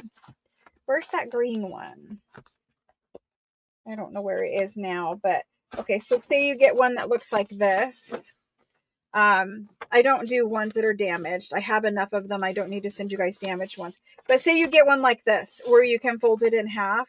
These are nice because they make more of like the skinny tall, and I mean skinny, right? Because they're only 7.5. So when you fold it in half, it's going to be skinny. But they're nice because they make little folio kind of things to tuck in as ephemera in a junk journal. You can make a skinny little journal out of it. But the ones where the writing is only on one side, I think those are really nice for scanning. I mean, don't get me wrong. These are also nice for scanning. It's just a different look. So anyway, back to what I was doing. It's getting these typed in. These are antique French legal docs. Legal document in covers. Okay, so you're getting a pack of 2, and they are different. And we're gonna do these. Let's do them for, because there's gonna be 1 to 4. I mean, there might be more than 4, but 1 to 4 is usually what they have in them. 1 to 4 pages.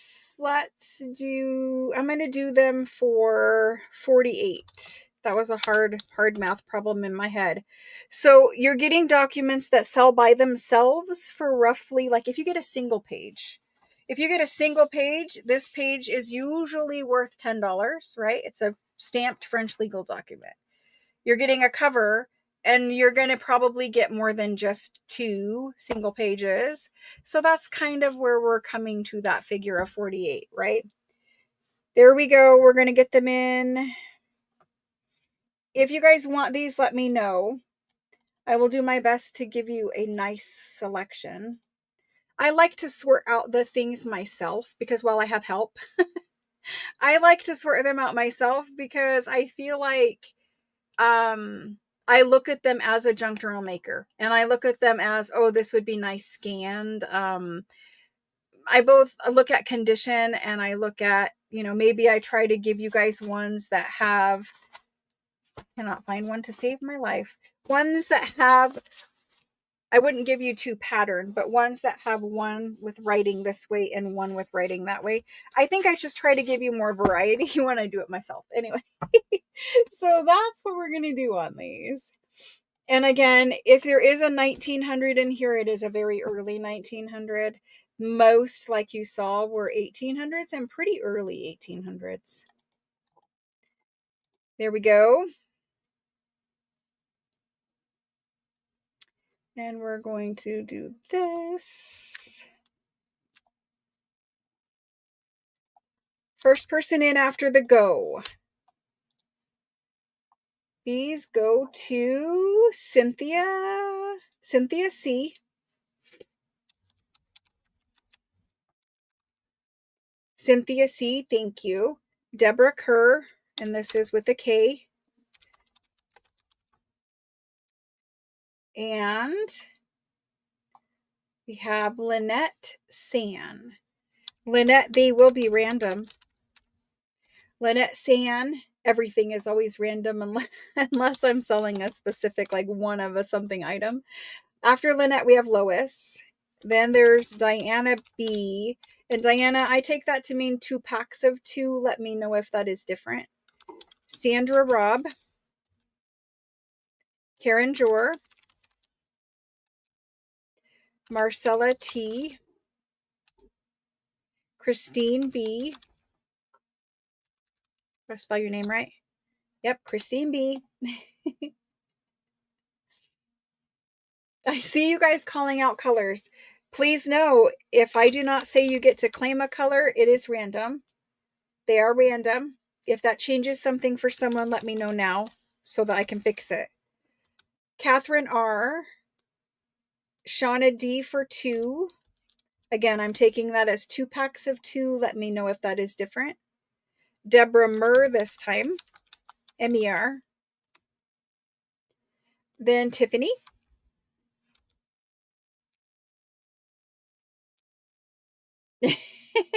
Diana B. Diana B. And she, okay, for the 2 packs of 2. Yeah.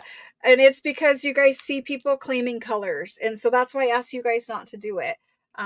You guys know kind of how it works. Thank you guys. I appreciate it. I would love to sit there and sort them all out with some kind of a list that says this, this, and this, and this, and this. I would have to charge more. It would take me forever. And I just can't do it. I just can't. We don't have the manpower for that kind of a thing. If they were listed in Etsy individually by color or something, maybe that would work. But I'm kind of not listing that much new stuff in Etsy right now because in the next year, things are going to change a little bit. And so for the time being, we're just going to do random. Maybe next year that might change with some different options, but for now we're doing random. Thank you very much. I'm so sorry. I hate to disappoint you guys, and I feel like whenever I can't do like color specifics, I disappoint you. Thank you very much for that. Okay, so thank you for understanding. I appreciate it. Let's do that ephemera pack. So here's the newest ephemera pack. This ephemera pack is limited. I do not have bunches and bunches of them. So I'm just going to kind of show you what they are. Thank you for understanding. Again, I appreciate it. It will be too different. Yes. Okay, so this is the ephemera pack I made. And there is a specific theme going in here, and we'll talk about it. But overall, I just want you quickly to look at photographs. These are cabinet card, they're hardback cabinet cards, right? And so they're all women. There's a reason why they're all women. I just want to show you the quality of the photographs. And I'm trying to keep the glare off, but all cabinet cards of women. And I'm going to quickly go through them. She's super cute. This one looks like my neighbor. That looks like a school librarian.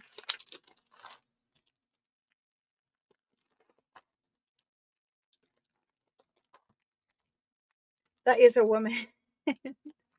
Sometimes, and I'm not trying to be offensive, but sometimes because women in this time period, 1800s, early 1900s, for most of history, women wore their hair back. They wore it all tucked away neatly, right? That was just how women wore their hair. This is a woman and she has her hair all pulled back. And so sometimes as women get older and with all their hair pulled back, it's a little harder to tell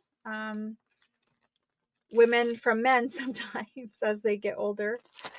But these are all women and they're all different ages. They're all working age women. And what I mean by that, you'll understand when we talk about the other things in here. But they're all women of working age for the most part. There's a little older woman, but you know, probably in 1880s you did work until you couldn't work anymore, I imagine.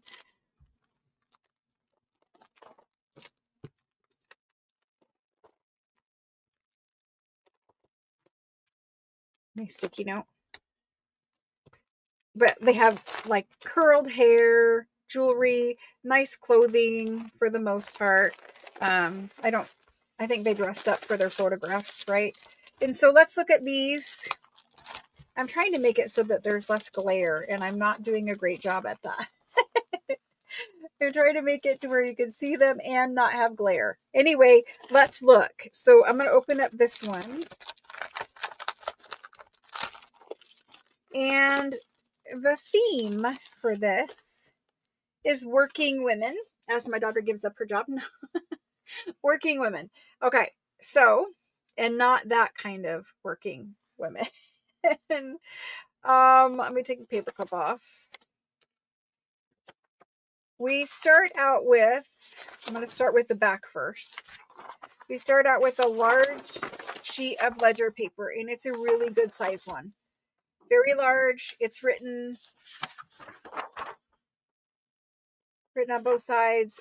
Very large ledger sheet. This one is from 1942.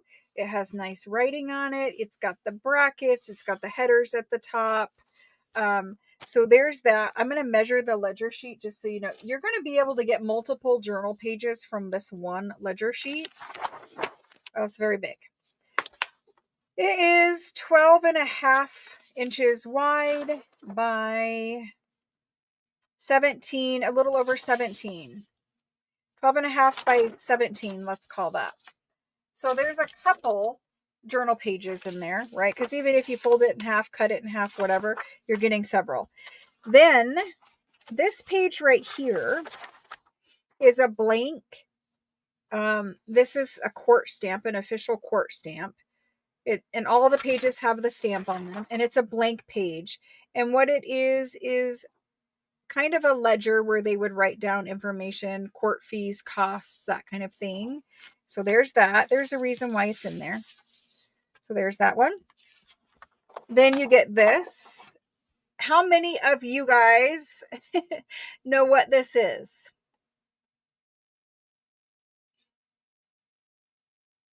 How many of you guys know what this is?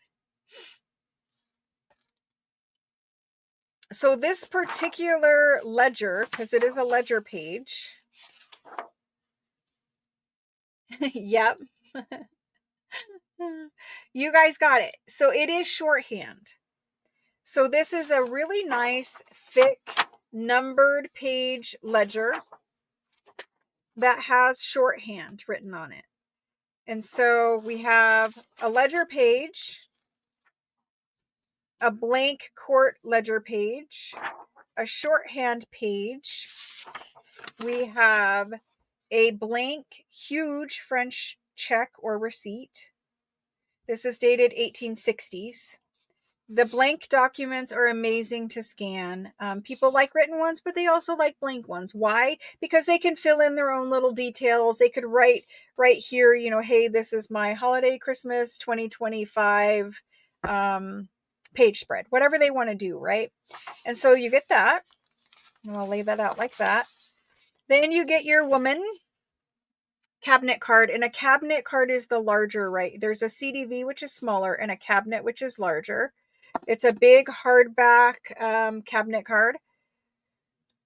Lovely lady. I'm trying to show you, but there she is. And then you get some bus tickets. These happen to be United Kingdom bus tickets.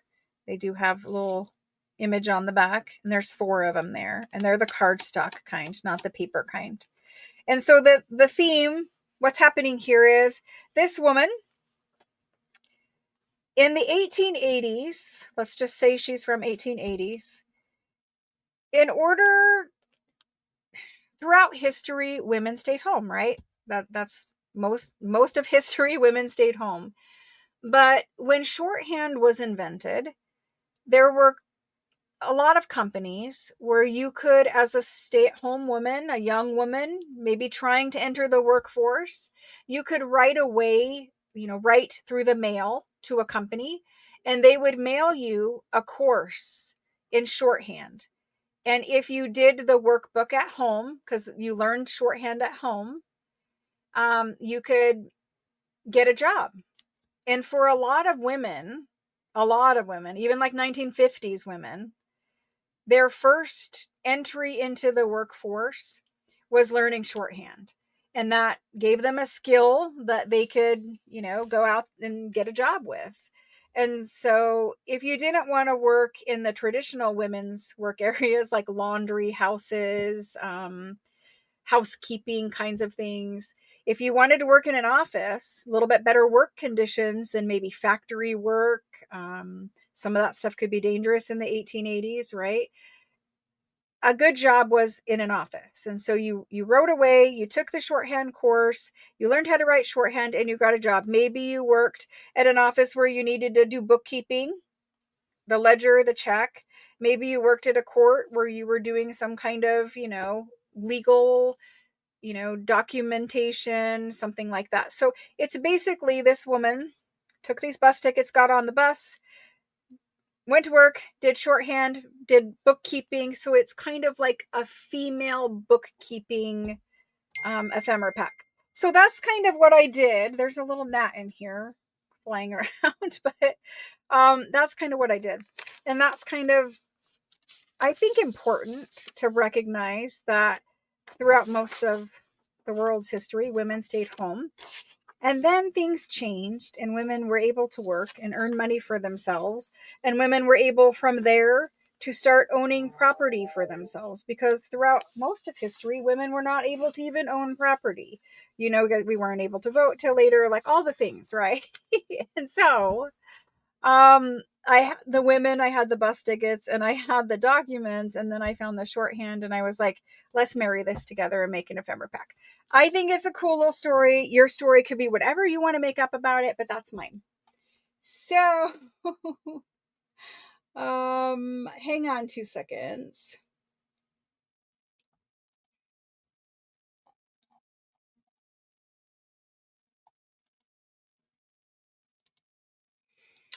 If you were watching on Facebook, it says that they are having a hard time doing my stream to Facebook.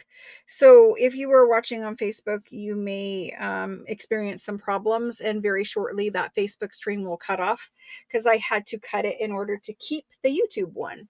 So anyway, I'm going to put this ephemera pack in. You should know that there are only 27 of them. And it was limited to 27 because that's what I had of every little thing here. So there's only 27 ephemera packs tonight. Let's go ahead and get these typed in. I want to call them working women. I am not calling it up in the bad way. It's a working woman ephemera pack. Somebody might see that on your invoice and wonder about it.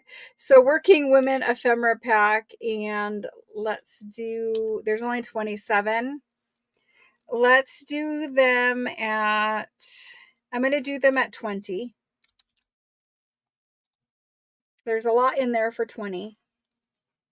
You guys can kind of look that up, and there's interesting stories to read about it, about shorthand in particular, and how it really was a driving force to get women into the workplace. Is just shorthand alone was a driving force. It's kind of like, for me, when I was younger, I took typing in school. And if I wanted to, you could go out and, from there get a job, being a secretary or something like that. And so, for people of different periods, in different periods of time, shorthand was it. All right, here we go. First person after the go.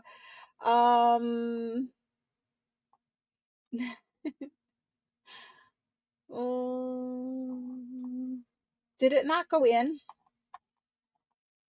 Hold on. I think YouTube might be having a problem tonight, or the streaming software is. Hold on. I don't think it went in.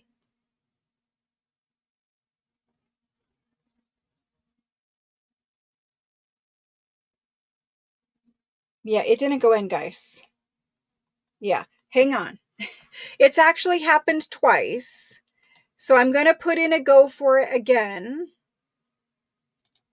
Gonna put in a go for it again because it did not go in. And it's already made me cut the stream to Facebook. So I don't know what's going on. And it wouldn't let me post the go for you before. So here we go. Let's try this over. Some nights the software, the technology works fine, and other nights it's just having a bad night.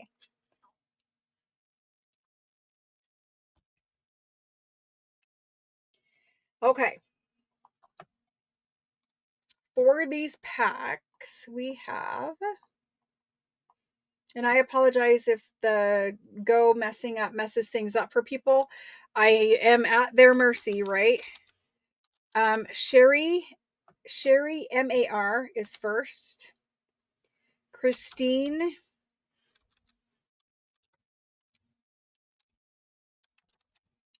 B is next. Then Tammy D. Susan BEC. Shauna H. I see you for 2. I'm going to put it in there, but I am going to share these. Shauna H. Then there is Dana Q. Thank you, guys. Marcella T is next. Marcella T. And then we have Tracy H. Rhonda Baum. Karen Lim.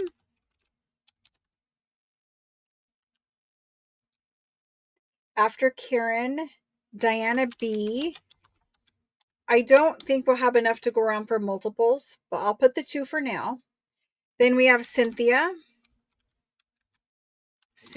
and I want to talk about that later on in the show too. Cynthia C, thank you. Ricky M, Cheryl E. After Cheryl, I have Jody. And Khadijah. I always have to look for your name, Khadijah. Khadijah. Okay. Thank you, Khadijah. And then Karen M. Karen MOR. Karen Jor.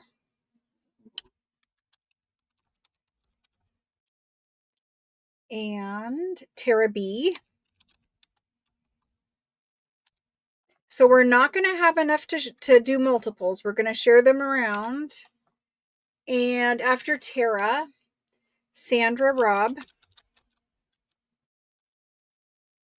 Tiffany, and Maria C, Lynn R, Claudia, and let me do a running total here. Because while 27 seems like a lot, it's not always a lot here. Okay, I can do 3 more after Claudia. So after Claudia, it goes to Karen, SIN. After Karen is Catherine R. And then Betty N. The only person that I see that we just don't have enough to go around, Esther, I see you putting your name in. I'm out of them. I only had 27. Khadijah, I did get you. Deborah, I got you. Both Deborahs, I got you. It's just we're missing 1, and I wish that I had it, but I don't have it. It was a thing where I only had 27 to make exactly the same pack. I'm so sorry. I hate running out of things. And that's why I try to make as many things as I can, but for this one, that's all I have. All right, so let's move on from there. And let's look at what else is in the bin. Let's go and look at, I have these down here. So I just have a couple random things that are left, and I'm going to do them. So I have perfume labels. And we have done these before. So some of you will already have them.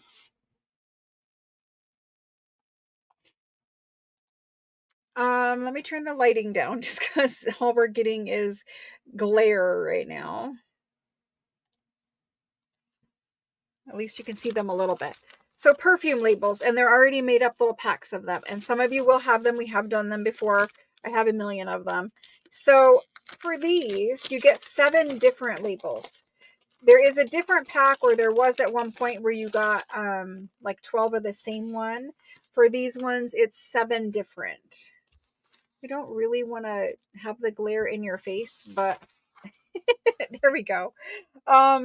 So there's 7 different perfume labels in here. These are old original labels. These are American, so everything's in English and you can read it, which is nice.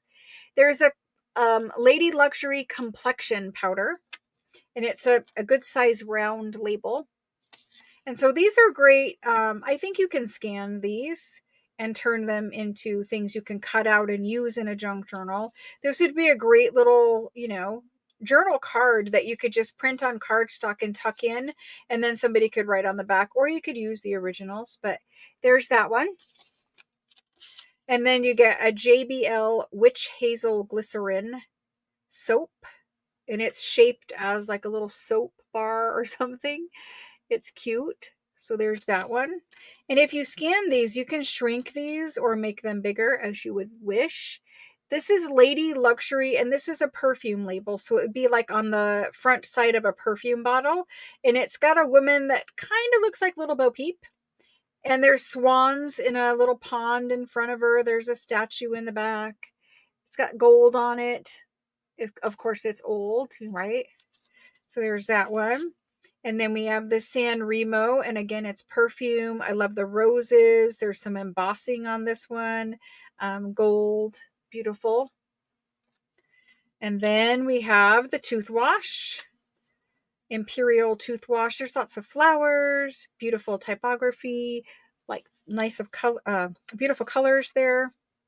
This is Langtree Balm. Again, I believe it was more of a, what is it called? Apply 15 to 20 drops, well rubbed on face until powder appears. So apparently it was for your complexion. I'm not sure. And then this cute little special violet perfume label. And it's got gold on the border of it. So that's the 7 that you get in this pack. And they're good size. Again, you can shrink them down. You could use them as labels. You could use these ones that are larger like this as little tags. You could just print them right on cardstock. That's what I would do. Or just make them into little labels that you embellish things with later. But 7 of them. Oh my gosh. Jody is saying she can have mine. Shauna is saying she can have mine.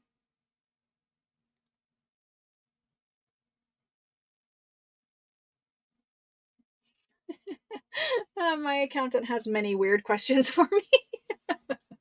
Trust me. He's like, what is this? What do you do with it? Yes, he always has interesting questions.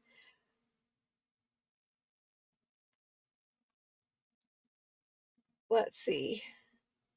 Did I answer all these questions?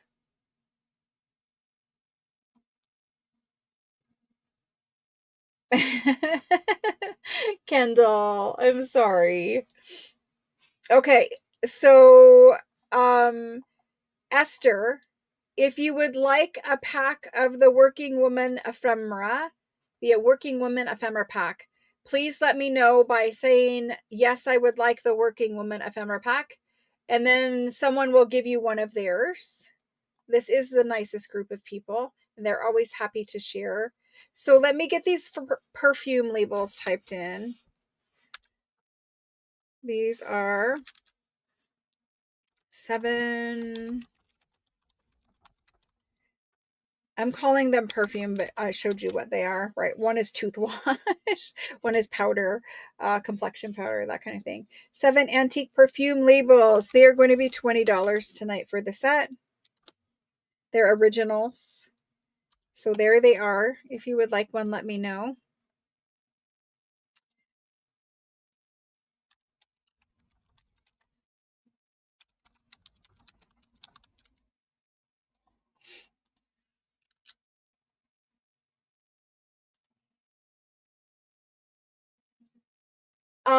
This pack, they're all the same 7 labels in every pack. I have a lot of them because I bought a huge amount, but each pack is the same. They're the same 7 labels. So first person it is Cynthia, and I take that to mean 1 pack because they're the same. And then Cheryl E. and Tiffany.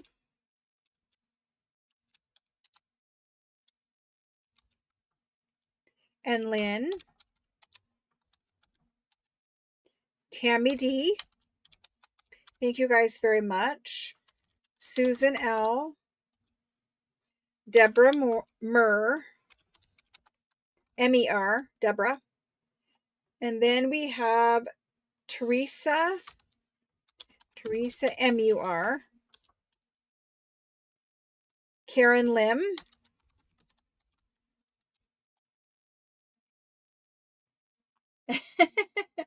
You're curious. Karen M says, I'm curious who has the most Florentine paper of anyone in the world. Well, I don't know because I don't know how many other people have Florentine paper in the world. Esther says she would like the ephemera pack. So let's see. Who said it first? Who said it first? Why can I not find this?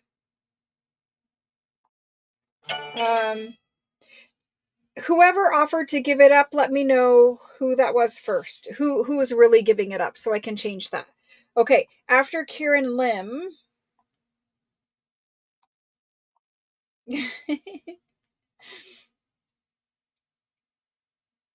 Jody says she can share. Okay, so we're going to do Jody. And we're going to change that to Esther. AGU. Thank you, Jody. That was very nice of you. And I'm pretty sure I thought I saw somebody else offer. Okay. So, Esther, I've got you down for one. Then I see Daniel for perfume labels. Maria is giving one to Kendall. That's awesome, Maria. See, you guys are so nice. You feel bad because she's working. Aww. Maria, thank you. Super sweet. Awesome. All right, so we're all good with both of these. Thank you very much. Let's see if I have any of the packs where there are like 12 of the same. I don't know if I have any more of those ones done.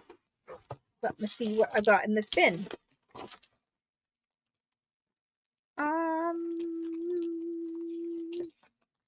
I do, but only a couple of them. So these are the ones that I have where the labels are all the same. I have 3 packs made. I can make more because this is the label where I have like, I think it's like 10,000 or 5,000. I don't know how many. There's millions of them. It just seems like there's tons and tons. And so Can I reach them? Not really. They came in this paper wrapped package, and it was a bunch of 100 packs of these.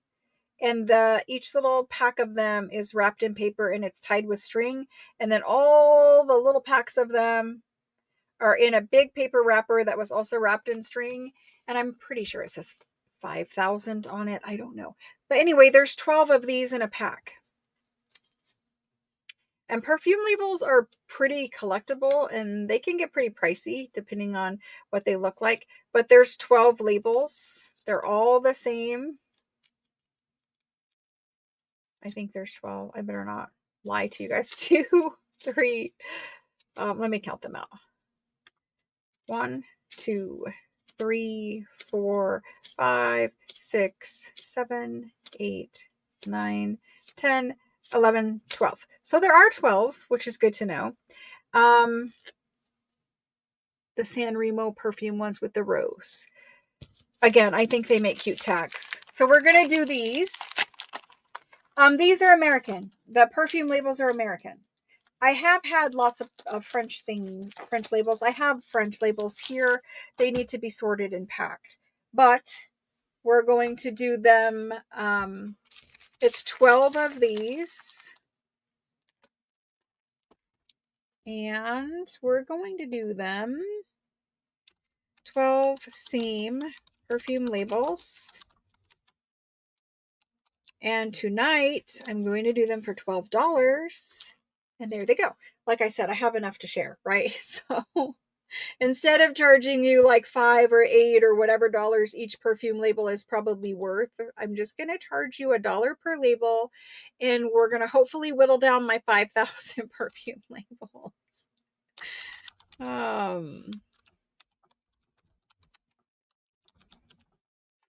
Let's get those in there. Okay. For these ones, I have Deborah Murr.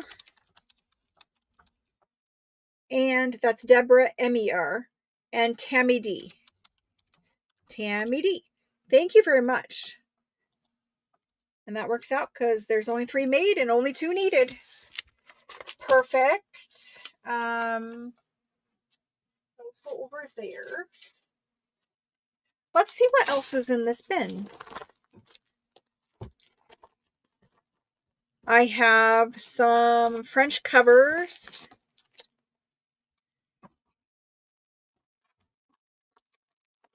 French letter covers. So when a letter is empty, it's usually an envelope in America. It's called a cover. And what I have next in this bin are covers. It's not really a good representation. So mostly, these ones were always under my desk. Mostly you're going to end up with covers that are this creamy color. There's just a couple, I don't know, there's 12 packs of blue ones or something like that here. And they're not all blue, they just have one blue one in them because I tried to share the blue. But most of the ones I have are cream colored. And this is what they look like. These are actually letters where they have writing inside of them. But we're doing empty covers. And so I'm going to show you those too. But this is all the same type of thing. And they're folded letters. So a lot of the ones that are in here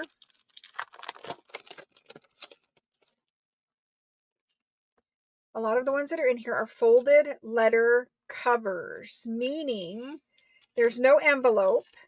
It's a folded letter, but it is blank. There's nothing in here. So it's just a cover.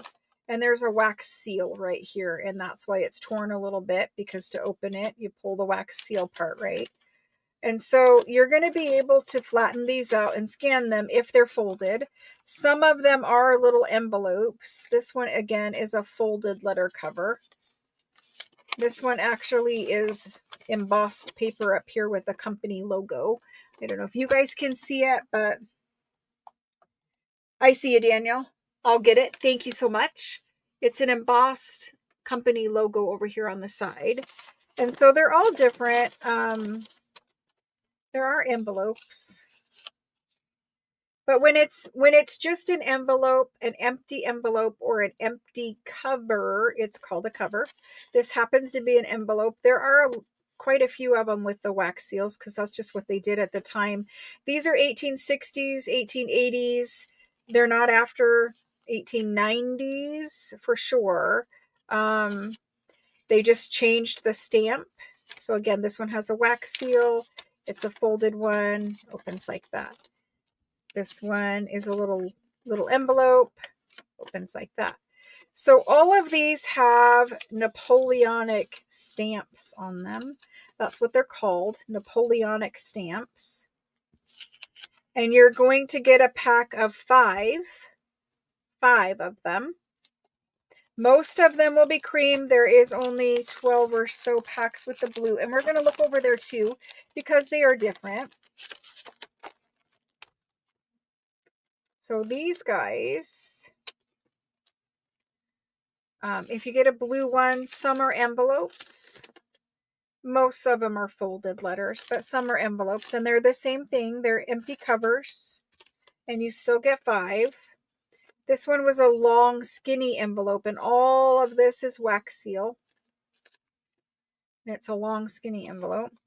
I want to save the wax seal because somebody might use it. I don't know. And then this one. Again, long, skinny envelope, wax seal, postal cancels. They're really cool. I think to scan and turn into little tags. You don't have to save it as an envelope. You could unseal it and have really interesting envelope shapes. We don't really have long, skinny, tiny envelopes like that here in America. And here's a folded. So all the packs are different. They do have some...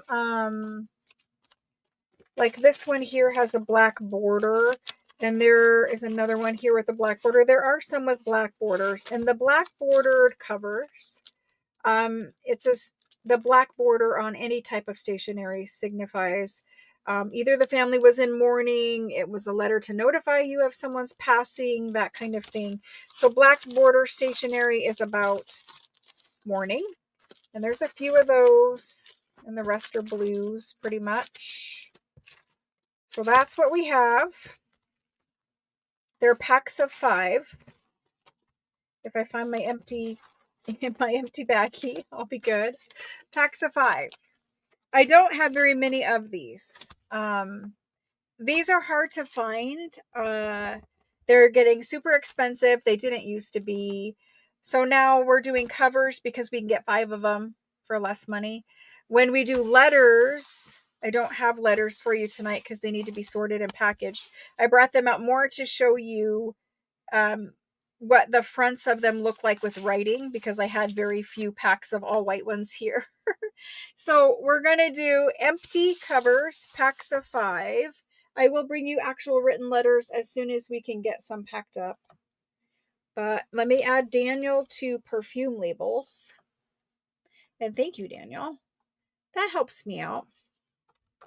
I mean, I will have to make more because I have more, but that helps me out for today because they're already done. Thank you, Diana B. I appreciate the thumbs up. Okay, so empty. These are French. Empty French. Letter covers. And they all have the same stamp on them because they're all Napoleonic period letters. So empty French letter covers, pack of 5. And these are $24 for 5. And they just went in. I appreciate the thumbs up. Thank you, thank you.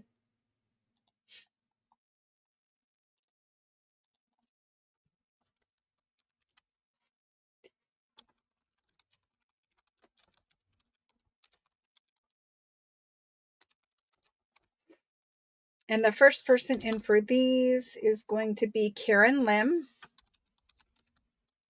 And she would like 2. And after Karen, these are the letters. These are the French letters you see in a lot of junk journals. They're very popular for that, which I do believe is why they have skyrocketed in price and become very hard to find. So Karen Lim for 2. Thank you. And Shauna D for 2. And when we get different lots, I'll show you those too. Deborah, MER for 2. And Shauna H. Sandra Robb.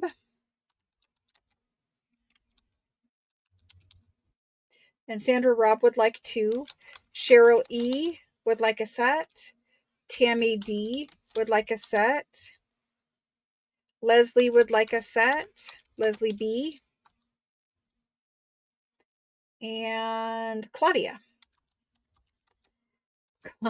Sandra was really making sure I got her. I just have you for a total of 2, Sandra. Claudia would like 1 set, and Susan B. would like 1 set. Thank you guys very much. I appreciate it. We're just working our way through this bin I have here. Thank you, thank you. Let me put these guys back. I will have some of these packed up for you and try to get them for next week. We'll see. I kind of forgot about them.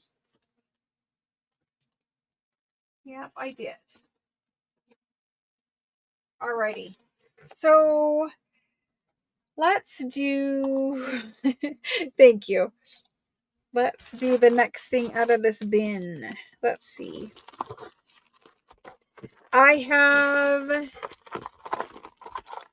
2 packages. That is all that is remaining. 2 packages of cabinet cards. And these cabinet cards, it's a cabinet card and CDV pack. There are 5 cabinet cards and 2 CDVs. So 5 and 2, 7 total photographs. And you can see the size difference. So this is a CDV photograph, and it is much smaller than the cabinet card photographs. If you really wanted to know, the cabinet cards roughly are about 4.5 by 7, and the CDV is roughly 2.5 inches by 2.5 by 4.25. And I just flicked that one all the way to the back of my desk. Okay, so 2 CDVs. Lots of the CDVs will have advertising that's nice on the back because there isn't really a lot of room for advertising on the front. So 2 CDVs and then 5 cabinet cards. And we have a baby. There's a couple. There's a young man, an older man, and a boy. So on the backs of these, I didn't really, pay the $2.99 when I got them. I got them in a bundle, but they are priced $2.99. Here in the purple, it is a sticky note. You can peel it off, but there is some advertising. And that's, some people collect like where it's from, if it's from their hometown. Some people are looking for a certain subject matter. There might be a mother holding this baby back there. Some people collect those. I tried to make sure there was at least 1 female in every pack. And that's what they look like. These are nice to use for writing boards in a journal. If you ever make a journal where you've used like a bumpy button or some type of embellishment that is more textured, if you've got some kind of ribbon or something where it's sticking up, those can be hard to write, and the page that's on top of it can be hard to write on. And so you could slide this in a journal and then you could write on it and it would just be a writing board. So you're just sliding it in between pages to make writing on that top page smooth and on something sturdy, right? It's like when we pick up a magazine and, put it under our paper and write. So that's what we've got, 5 and 2. And there's 2 packs of them. I do not remember what these are, but for today, we only have 2 packs. There's a woman on the front of that one. Doesn't have anything on the back. You can see some advertising on the bottom of some of them. Let's go ahead and get these in. It's a cabinet card / CDV photograph lot pack. I'm just going to call it pack. And we're going to do them for $25. It's the last 2. And there's that. I will get some more photos bagged up. I have a lot because I bought a huge collection, but I need time to pack all the things up for you guys. um,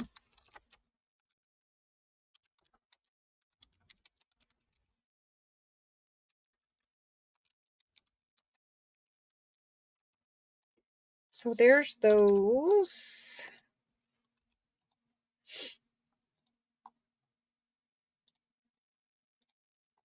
And these went to Shauna H. and Leslie B. Shauna H. and Leslie B. So Shauna H. and Leslie B. Thank you very much. I will try to make some more in the near future, but I can't promise. Because what happens is then we're ending up like getting too far ahead and we have to spend a whole weekend making things. And after working for 5 days, spending your weekend making packs, we need to do other things. So right now, the girls are out there and they're cutting a ton of fabric and lace and that kind of thing for you because I've been trying to do the lace and fabric sale. They're trying to finish it up and hopefully we can get that done in the near future and bring that for like a whole fabric show, fabric sewing show. All right, so there's those two. Now, that's pretty much everything out of that bin. Let's look in this bin. Right now I'm digging through bins. It's bin night. Oh, I know what we have. We have some new onion skin pack for you. And there's not many of these to go around compared to how you guys usually buy onion skin. So these ones have something stuck on some of the pages, and we'll kind of flip through and talk about it. So you can see the onion skin is transparent. And there are receipts and little telegram receipts pasted in here. The telegram receipts have a little postal cancel on them. Some of them look like that. This one has another one down there. So these onion skin pages, there's 10 of them per pack, 10 pages per pack. And they all have at least one inclusion in them. Now, if every page has one, that would be great. I'm not sure every page does, but I made sure that at least one of the pages had the inclusion of a little postal thing. So really, we're selling onion skin packs, but they do have a little bit of fun stuff. Like there's 2 right there. There's 2 right there. They have little extra in them. And so that's what we're doing. You can see these ones. The onion skin is beautiful. The writing is beautiful. The date is 1903. So onion skin is copies of letters, mostly business letters. It's original French, beautiful handwriting. It's not Xerox copy. It's original, beautiful handwriting. And you can take the onion skin and copy it onto paper if you would like in a Xerox machine, copier, home printer, scanner, whatever you want. And you can also make a bunch of projects with onion skin paper. So that's kind of what that is. I just wanted to show you all of the pages have beautiful writing. They're all from the same, copy book. And again, copy is never Xerox here because we're talking 1903. So that's kind of them. They all have a stenciled number at the top. You'll notice these ones had pink edging on all 4 sides. Well, 3 sides, because over here it was in the book. So let's go ahead and get these in. There are only 30-ish of these, because that's all that had inclusions. So this is French onion skin, pack of 10 sheets. And there are some bonuses in them, okay? So we're going to do these at $19. There's the onion skin packs. If you want one, let me know.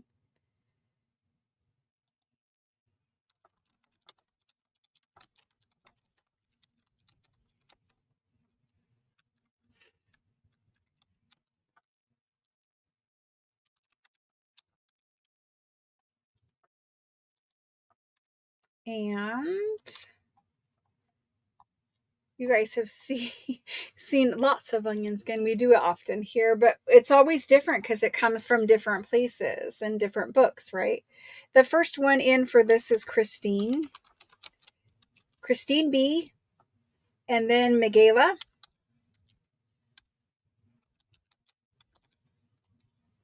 Lois,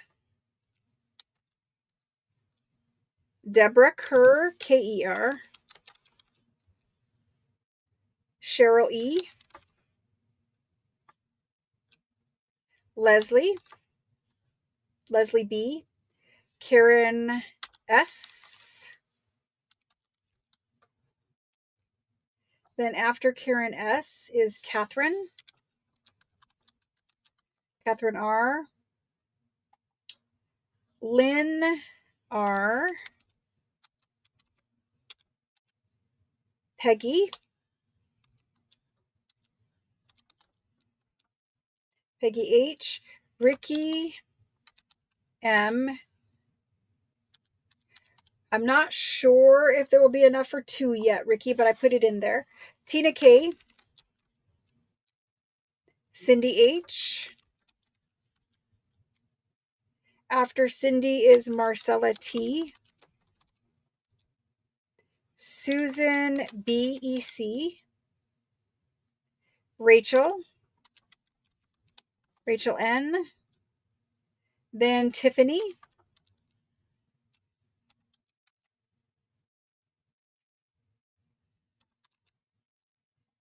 and after Tiffany we have Susan L, Claudia,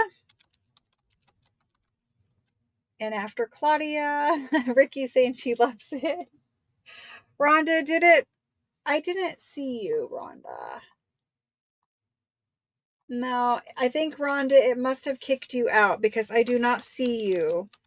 I'm going to put you on the list and let me do the total here so I can see if we can do multiples or what's left, or let's see.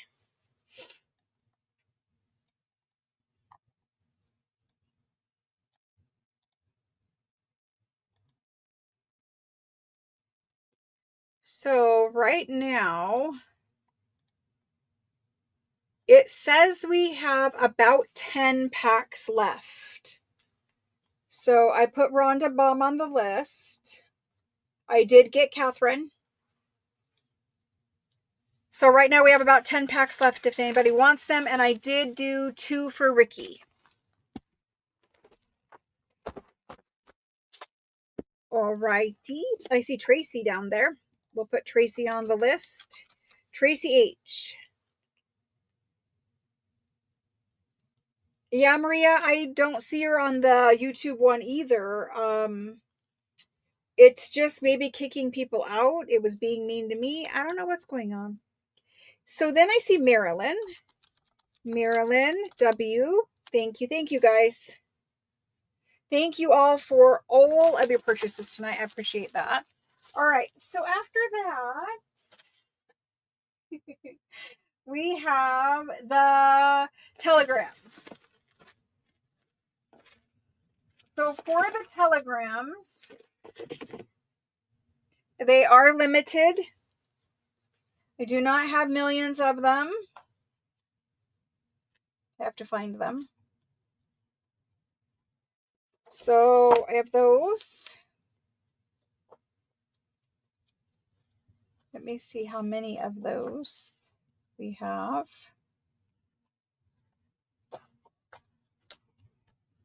I have those.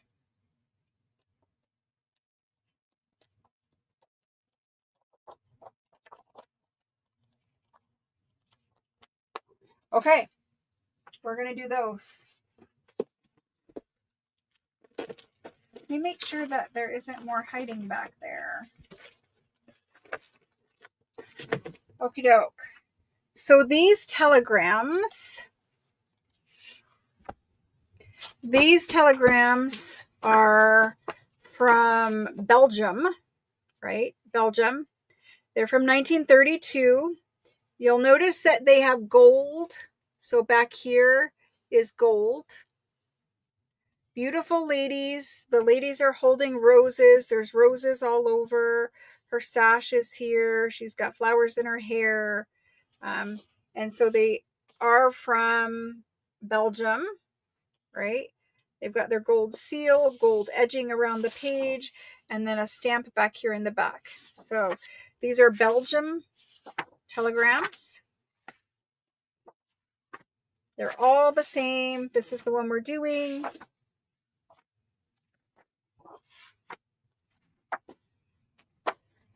All the same. I'm going to count them out quick because we have 1, 2, 3, 4, 5, 6, 7, 8, 9, 10, 11, 12. I have 13 of them. Lucky number 13. I have 13. They are very, very beautiful and extremely hard to get. Specifically this pattern. This is one of the most expensive ones to purchase and the hardest ones to find. Both the gold, the ladies, the flowers, the everything, right? Size-wise on these, they are perfect for a junk journal. They measure 7. It's really between, it's about 7 3/4. It's slightly smaller than 7 3/4. And they are 9 3/4 tall. So if you can see that they've already been folded in half. So if you're going to put it in a junk journal, you can put it whatever way you want. I would suggest you scan them. I know they're 1930s. You know, you can look that up and figure that out for yourself. But I will be making a digital. So there's that. Let's get these typed in because they're probably going to sell out. Let's do it. These are Belgium telegram. This is the ladies roses gold, and each one of these is going to be $25. Now you're getting one for $25, but I'm telling you, after years and years of hunting and collecting and buying, this is the hard one to get, and this is the most expensive. There it goes. And there is only 13.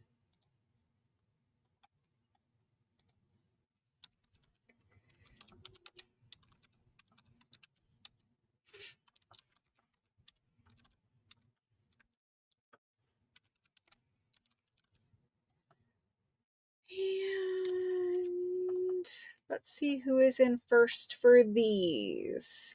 Mary MCD is in first. Thank you, Mary. After Mary is Tammy D, Marcella T, Sherry M, Deborah Kerr, Deborah, I don't know why I said it that way, Deborah KER, Rhonda Baum,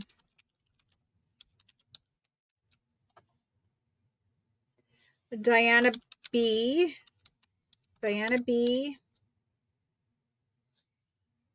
Shauna H, Catherine R. Let's see. How many do we have? 1, 2, 3, 4, 5, 6, 7, 8, 9. I can do 4 more after Catherine. Let me scroll up. Catherine, and then it's going to go to Tiffany. Oh, hold on. Tiffany B. After Catherine, and then Christine B. After Christine, we have Karen Jor. And we have Esther AGU. I need to add this up and make sure I did not oversell that. I think we're good, but yes, we're perfect. That is 13. Catherine, you go. All right, so that was 13. Thank you very much. I appreciate it. I will always look for them, but Belgium is also a harder company to get things out of. So, there's a bunch of different patterns of those, and I have scanned them all, and I will be making digital and putting it in Etsy. So if you would like a whole pack of them in all the different patterns that you can print out over and over again, it's coming to Etsy soon. Let's go ahead and look at some other papers. I have these Blue Ledger pack. So these are blue rag paper ledger, and my camera hates blue, so it really does act up when I put blue paper on the table. I'm going to turn the lighting up just a little bit. It will help with some of it, but it kind of gets like a yellow tone. Like, even watch the desk color. Like, that's the real desk color the way it is, and as soon as the camera sees blue, it kind of starts to freak out. So I will hold a white piece of paper up to show you the color of the paper too.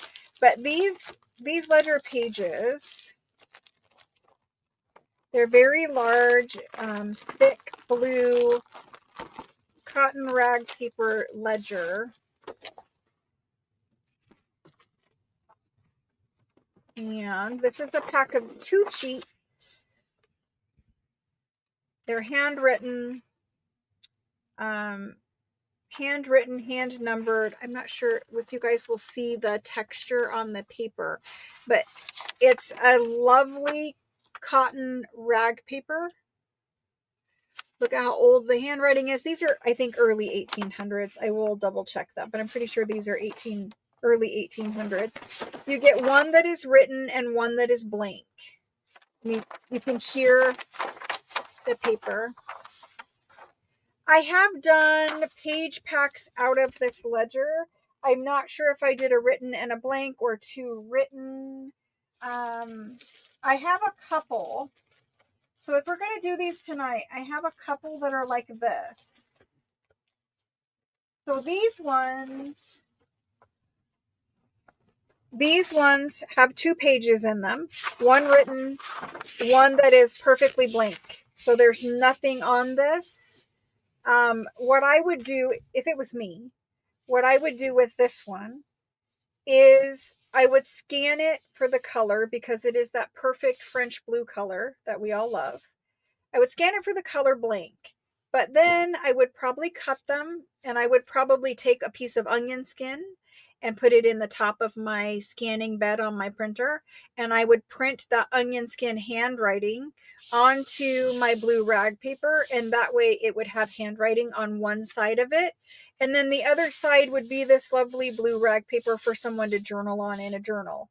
But every page of this, you can see that I'm going to measure the size of this. These are huge pages. So every page is really going to give you 2 large pages for a junk journal. These guys they're about 11 and a half, just shy of 11 and a half.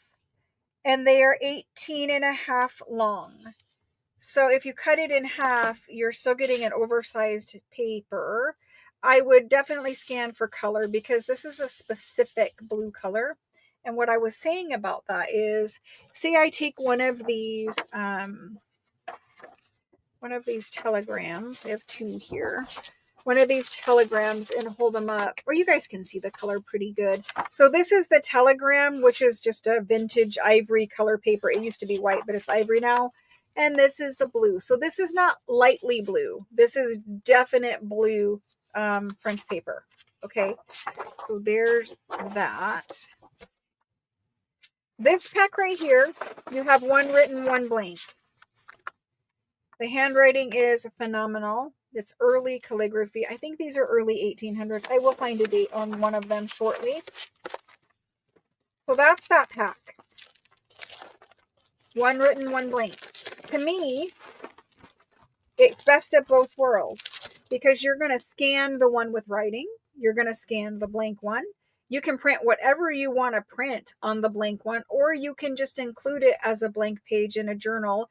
It's kind of like cabbage dyed paper, but way prettier color and no smell. If you've ever made cabbage dyed paper, especially if you've boiled that cabbage in your house, you're not going to want to live in your house for days because it stinks. Boiled cabbage basically puts off a gas that smells like you're downwind from a dairy farm. It's not a pleasant smell. So I don't enjoy making cabbage dyed paper. I would much prefer to just print it after I scan something like this or whatever. But anyway, so I think you get the best of both worlds because you're getting blank and written. I thought I saw a date on one of these ones. I think, I don't know. But you can see all beautiful writing. Does it tell me? It doesn't tell me. I'm not sure, but they're early 1800s from the best of my knowledge. I know they are not for sure 100% not 1900s.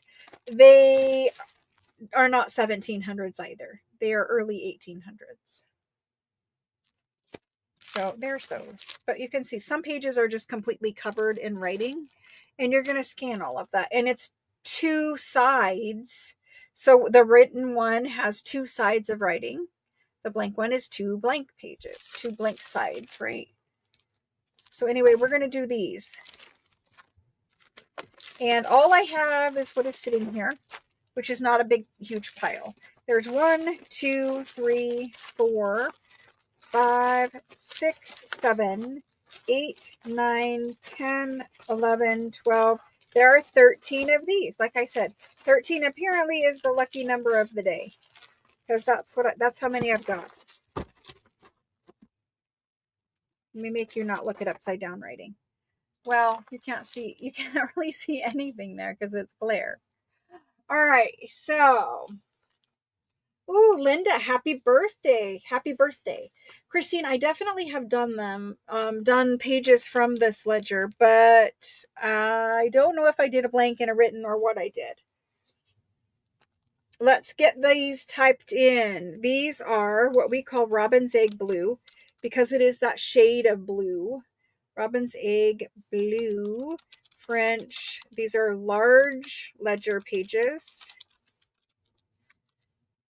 One written, one blank. And we're going to do this pack. So this ledger is an extremely expensive ledger. I probably paid like, I don't know, 1,500 euro for it or some ridiculous number. Let's do them. There's only 13 left. Let's do them for 30. Okay? 30. There those go. I do have, how many packs of this do I have? 1, 2, 3, 4, 5, 6, 7, 8. Let me open these up and see what these are. I need to see what these ones are.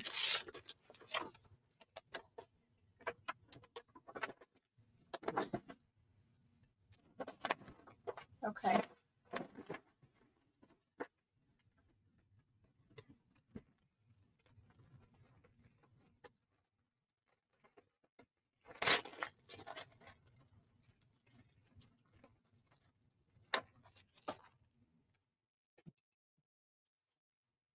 More than likely, when I did them in the past, they might have been like this.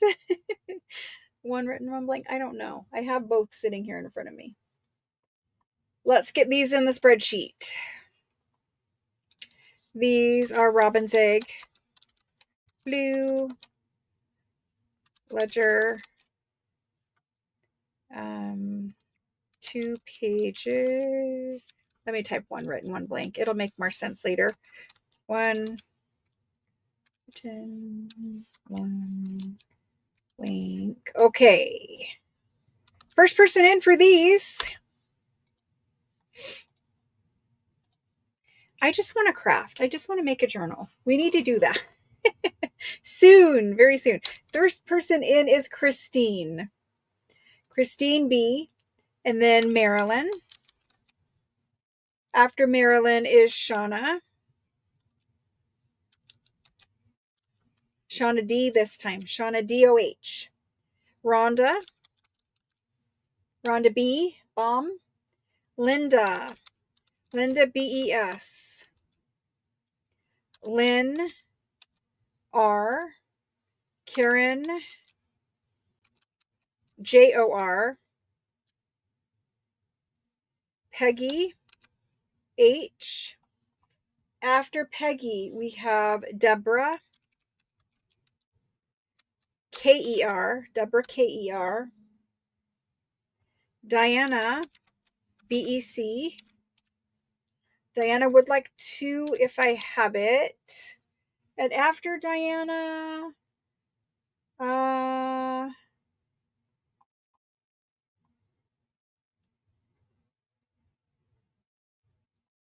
Linda A.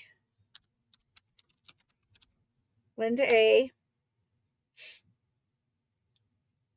Maria C. Cheryl E. And Dawn D. I'm pretty sure that's more than 13, but let's add that up and see where I'm at.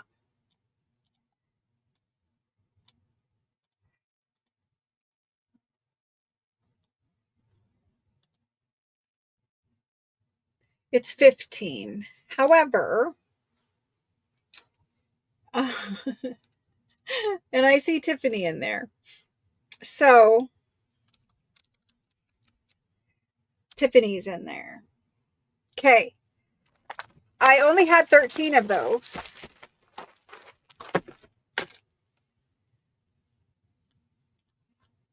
I do have 1, 2, 3, 4, 5, 6, 7, 8, 9 of these. These ones are, that one's kind of an anomaly. It has like a table on it. These ones, exactly the same thing, except I gotta open it up. I think I spend my entire day sealing plastic bags and opening plastic bags. And those little strips that you have to seal them with are ridiculous. So these ones,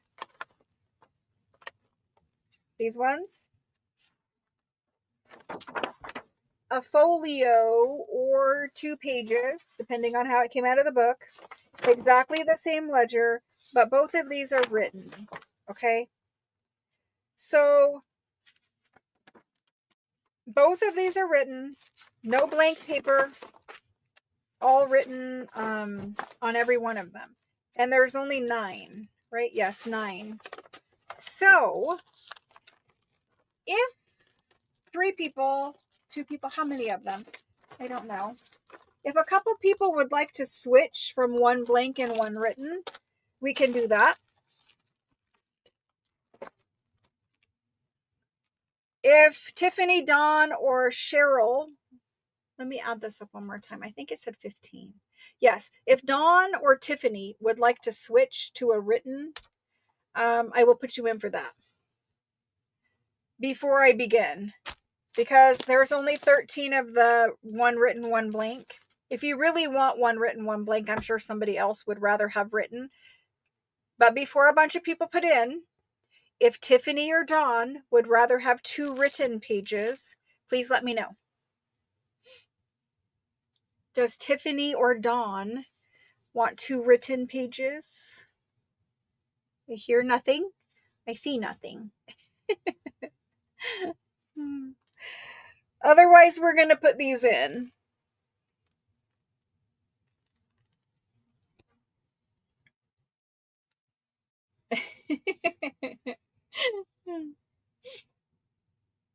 Maybe there is significant delay because there were some issues out there. Tiffany says she'll do written. Yay. Tiffany's going to do written. In the meantime, I'll get these ready.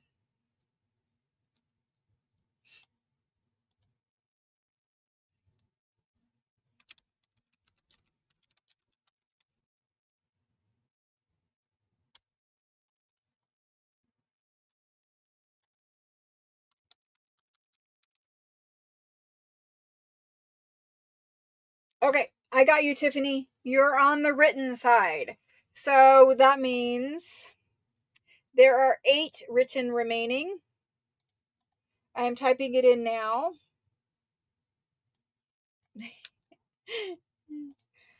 The working woman ephemera bag. Yeah, it was kind of funny. Okay, so I am just going to do these at 35. And if 8 people want them, great. I pulled these first out of the bin and then pulled these. I didn't know exactly what they were. And now we do. For these ones, we just have a couple. Rachel's going to take one. Rachel N. Marilyn's going to take one. Michaela's going to take one. Thank you guys. Marcella, you guys are helping me clear out just a couple things that are in a bin. I'm always short on bins. And Deborah Kerr. Deborah K-E-R. And Peggy. Peggy, I think I have like lag or something tonight. My little thing keeps spinning over here. 1, 2, 3, 4, 5, 6, 7. I think we have 2 left. If anybody wants them, we have 2 remaining.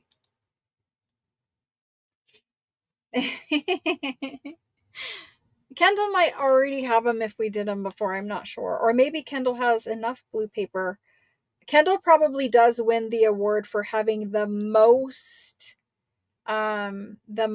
blue robin's egg blue paper. Thank you, Dawn. Thank you. She answered and let me know she'd prefer to keep hers. Okay, does anybody else from the one written one blank want to switch? And it's first come first serve because Dawn did answer. Does anybody else who came in for one written one blank prefer 2 written? I will ask you and switch it. I think there is significant lag out there. Mm-hmm.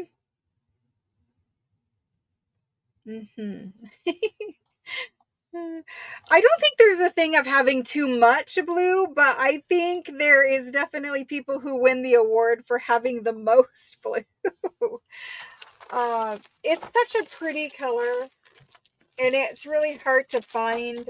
First of all, to get the kind of rag paper that this is, like, it has such a significant texture to it. I mean, I can feel it with my thumb fingernail. There is definitely lag. I can see it now. I'm watching just YouTube, myself on YouTube. There's definitely lag, and there's definitely some blurriness and fuzziness going on out there. I apologize. I don't know maybe my internet connection is just bad tonight. Maybe they're working on something. You know how it is when you're working from home, and where I live, the internet goes out all the time because they're working on it. They're constantly maintaining it, maintenance, closing it for maintenance, whatever. We have construction on every road all the time out here because there's so many people moving here, which is why houses are like $1 million for a normal size house. Like, I don't know how it is where you guys live, but here it's like $1 million for just a normal house. And to me, that is ridiculous. So anyway, first come, first serve for switching.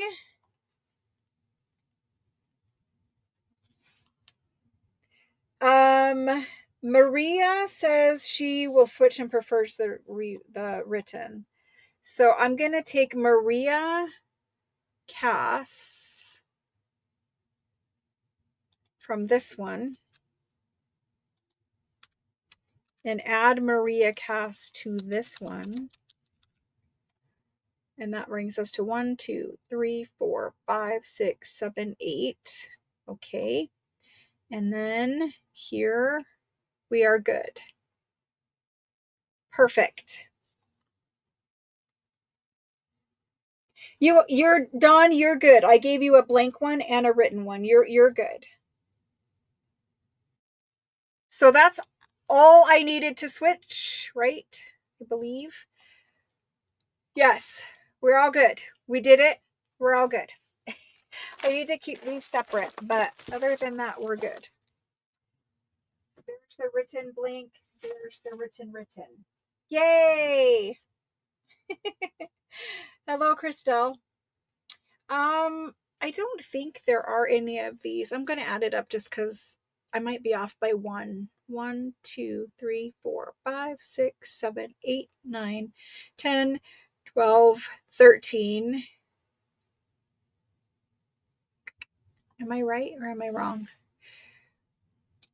Ooh, why try to manually add when you could just have the spreadsheet do it for you?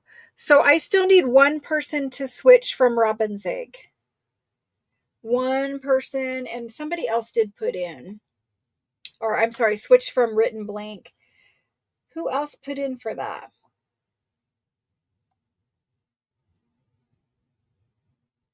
Don D, we see you. Yes, we do. Lynn says she'll switch.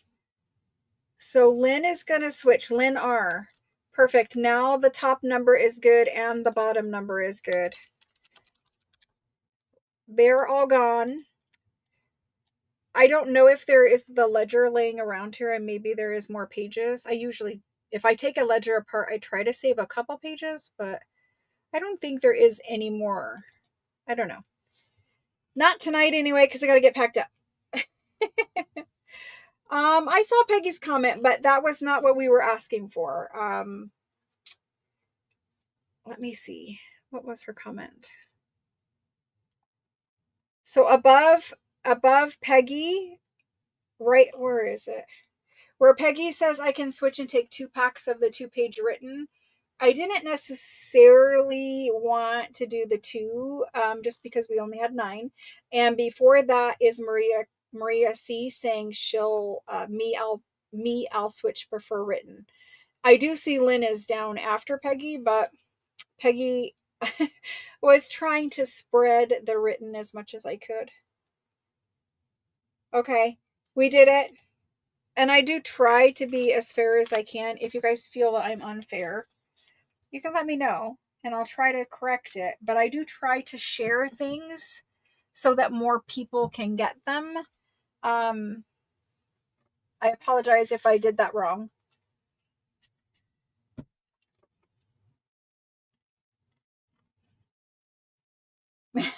Thank you, Peggy. All right, so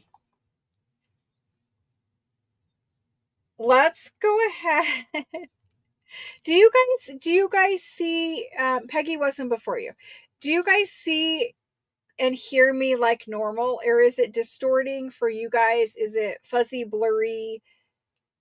Is there significant lag out there? What is happening for you guys in YouTube? Is it working just fine or is it having issues?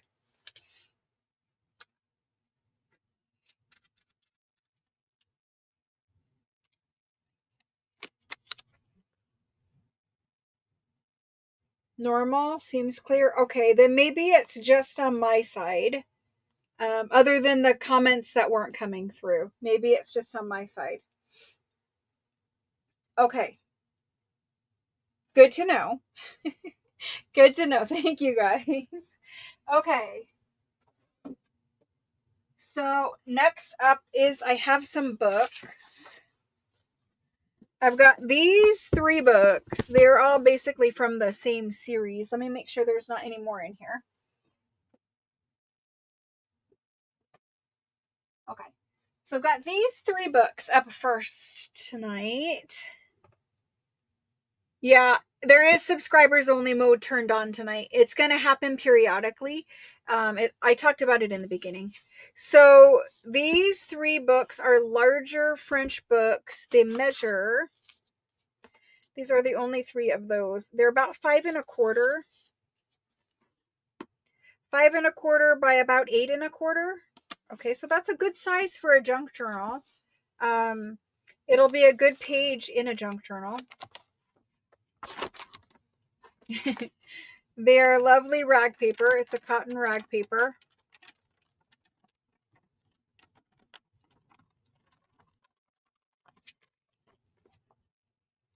And here's back. This particular one in the A spot is about 400 pages. Opens up like this. There's the title page. It's printed in 1829.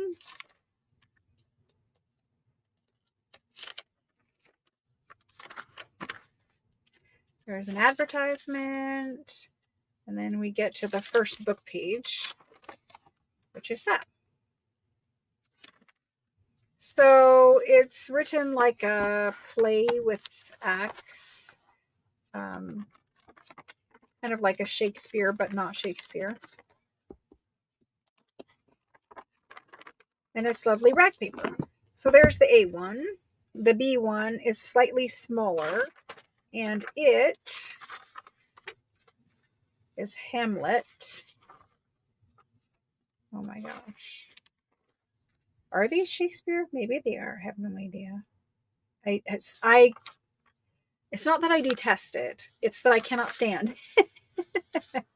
I cannot. I'm sorry. I know Shakespeare is a treasure. I cannot do it. Not at all. This one is Paris 1829, and it says it's Hamlet in 5 acts. What was this one? I didn't even really read it. Jean Sans Terry. I'm not sure. And this guy over here in the C spot is 1830 Paris, The Banquet of Friends. It's a poem in 14 chants or 4 chants, don't know. And that's that one. They do have like marbled book blocks. They're nice enough, but their covers need a little bit of help. Specifically this one. Did I just move them? Probably. Because I wasn't paying attention. I want to make sure that they're in the right order. Yeah, I did move them. There we go.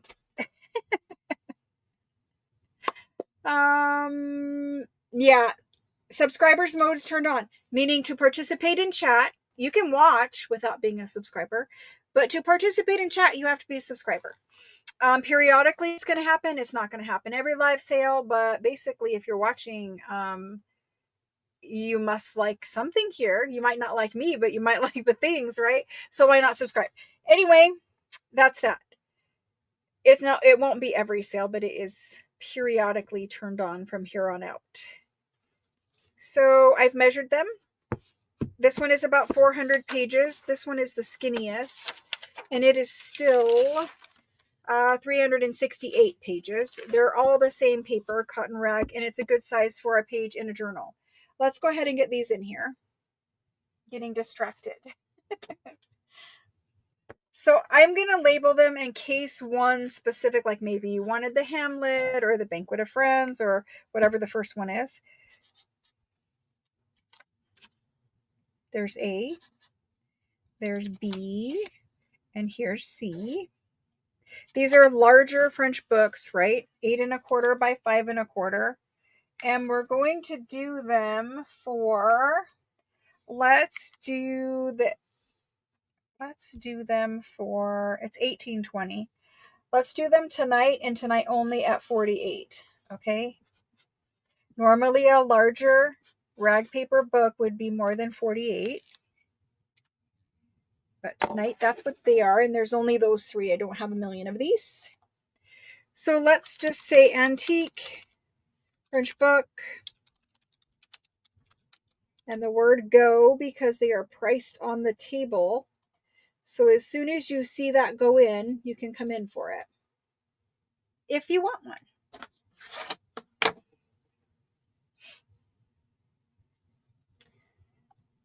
It looks like Marilyn would like the Hamlet book. And that's this one, yes. I just want to make sure. Yes, Marilyn.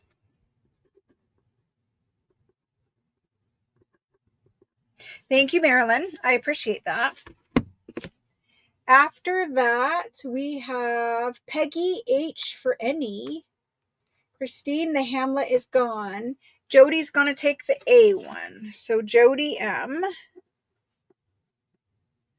And then Peggy said any. Peggy H. Thank you very much. All right, let's look at a couple more that I have pulled over here. We have this guy and this guy.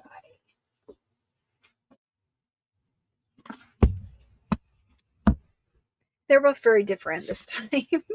This is a larger one. He measures, so it's A or B this time. About 5, his pages are about 5.5 by 9. This guy over here is 5 inches by 7.75.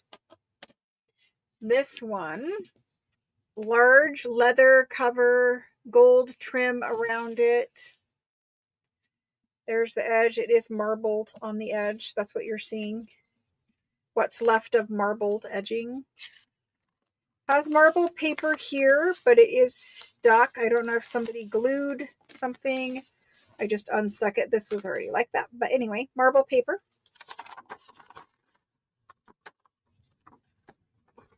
I don't know if I can open this up or not. Looks like maybe these two pages are stuck together. I don't know. It's printed in Paris. It is 1806. It is rag paper. It is beautiful rag paper. I really like it. There's some plate in here. That's me trying to write a letter by hand anymore. There's another one. That's a pretty plate. And the plates are nice cardstock with tissue on the opposing page. So a couple plates, big book, nice pages, lovely rag paper, thicker rag paper, so only about 340-ish pages. There we go. This guy over here has lots of illustrations in him. Blue marble. It's a thick blue marble paper. It's elementary physics, printed in Paris in 1881. Printed in Paris in 1881. And throughout this book, there's just amazing illustrations about all manner of things pertaining to physics.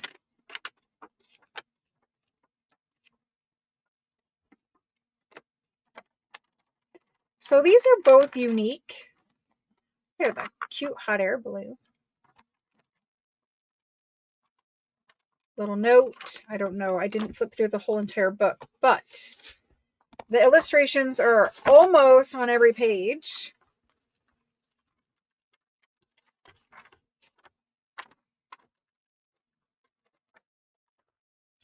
This is the appendix in the back. And it's more about the math back there. So that's that. A or B. It's a nice book and you're going to be able to pull pages out and use them in your journal. You could scan whatever you wanted to scan. It's out of copyright. So there's that part. And it has about 850 pages. So they're both big books based on page count. And this one is bigger on size. This is rag paper. This is not. This is 1880s. You rarely find rag paper in 1880. So A and B.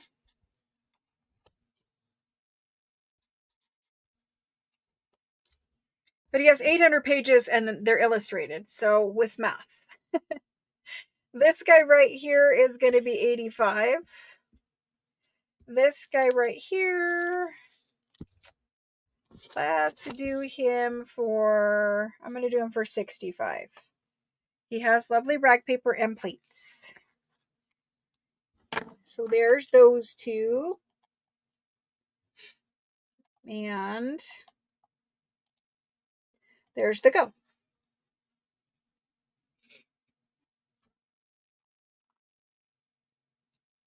And first person after the go is Marcella T for the A book. She was before and after. Marcella T. And the B book, Shauna is going to take the B book. Shauna H. Thank you. Love it.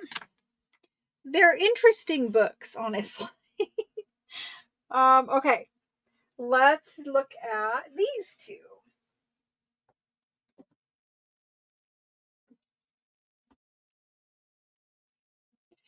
These two are different.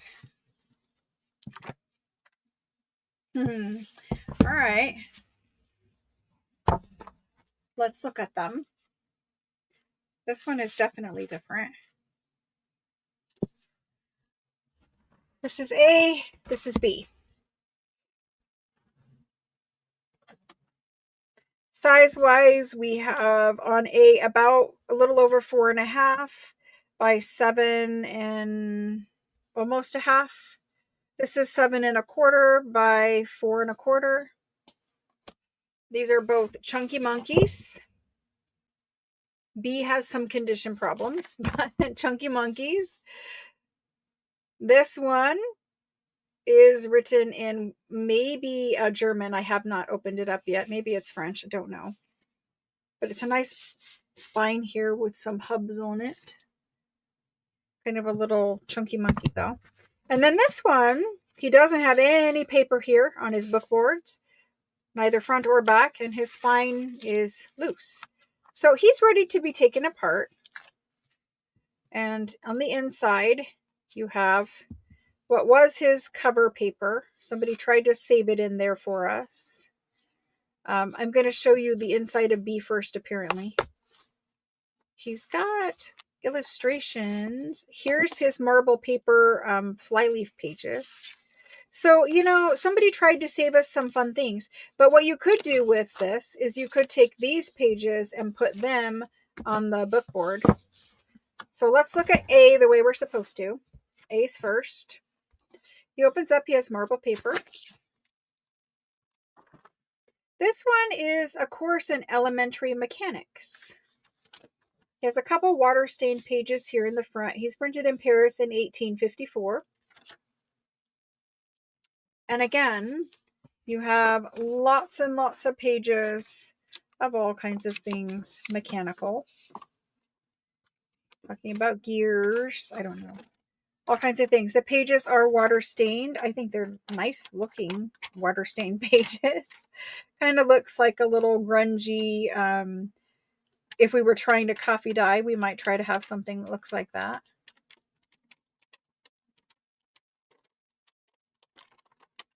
But all kinds of mechanical things. And it's just a big, humongous book of it. And there's note paper in the back. I mean, where have you seen a book that actually has note paper in the back? I mean, this is actually for working out your own problems, right? It's in there. It's included. It's supposed to be in there. Back here in the back, you do, I believe, have some problems. Do you not? Maybe not. No, table.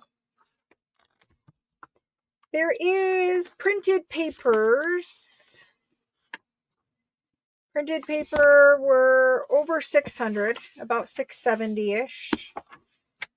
Illustrations throughout. I won't say illustration on every page, but there is a lot of illustrations. Pretty much. Pretty much.